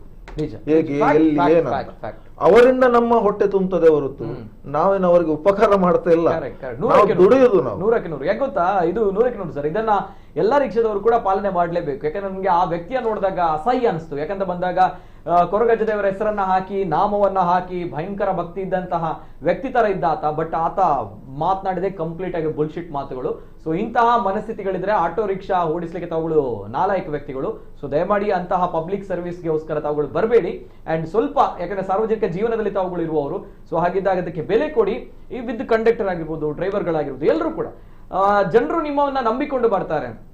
ಅಣ್ಣನ ರೀತಿಯಲ್ಲಿ ಅಥವಾ ತಮ್ಮ ರಕ್ಷಕರ ರೀತಿಯಲ್ಲಿ ತಮಗೆ ಬೆಲೆ ಕೊಟ್ಟು ಬರ್ತಾರೆ. ಆ ಬೆಲೆಯನ್ನು ಉಳಿಸ್ಕೊಳ್ಳಿ, ದಯಮಾಡಿ ಅದನ್ನ ಬ್ರೇಕ್ ಮಾಡಬೇಡಿ. ಯಾಕಂದ್ರೆ ನಮ್ಮ ದಕ್ಷಿಣ ಕನ್ನಡ ಜಿಲ್ಲೆ ಕರಾವಳಿ ಭಾಗ ಅಂತ ಬಂದಾಗ ಇಲ್ಲಿ ಬಹಳಷ್ಟು ಮಧ್ಯಮ ವರ್ಗದವರು, ಬಡವರು ಎಲ್ಲರೂ ಕೂಡ ಬದುಕಬೇಕು ಅಂತ ಬಂದಾಗ ಎಲ್ಲರಲ್ಲೂ ಕೂಡ ಕಾರ್ ಇರಲ್ಲ, ಟೂ ವೀಲರ್ ಇರಲ್ಲ, ಈ ರೀತಿ ರಿಕ್ಷಾವನ್ನ ಬಸ್ ಅನ್ನ ಅವಲಂಬಿಸಿರ್ತಾರೆ. ಸೊ ತಾವುಗಳು ಸೌಜನ್ಯದಿಂದ ವರ್ತಿಸಿದ್ರೆ, ಮಾನವೀಯತೆಯಿಂದ ವರ್ತಿಸಿದ್ರೆ ಎಲ್ಲವೂ ಕೂಡ ಸಮಸ್ಯೆ ಪ್ರಾಬ್ಲಮ್ ಎಲ್ಲ ಕ್ಲಿಯರ್ ಆಗುತ್ತೆ. ಅಂಡ್ ಇದು ಸಮಸ್ಯೆ ಆದಷ್ಟು ಬೇಗ ಕ್ಲಿಯರ್ ಆಗುತ್ತೆ ಅನ್ನುವಂತಹ ಒಂದು ಭರವಸೆಯ ಮೂಲಕ ಇವತ್ತಿನ ನಮ್ಮ ಕಾರ್ಯಕ್ರಮದಲ್ಲಿ ಭರತ್ ಕುಮಾರ್ ಅವರು, ಅಧ್ಯಕ್ಷರು ರಿಕ್ಷಾ ಚಾಲಕ ಮಾಲಕರ ಸಂಘ ಒಕ್ಕೂಟ, ಸರ್ ಥ್ಯಾಂಕ್ ಯು. ಅದೇ ರೀತಿ ಮೊಹಮ್ಮದ್ ರಿಯಾಜ್ ಅವರು, ಸಲಹೆಗಾರರು youth electrical, sir thank you so much both of you ಅಂತ ಹೇಳ್ತಾ ಇದು ಇವತ್ತಿನ ವಿಶೇಷ. ನಿರಂತರ ಸುದ್ದಿ ಹಾಗೂ ಮನೋರಂಜನೆಗಾಗಿ ನೋಡ್ತಾ ಇರಿ ನಮ್ಮ ಕುಡ್ಲ ನ್ಯೂಸ್ 24/7.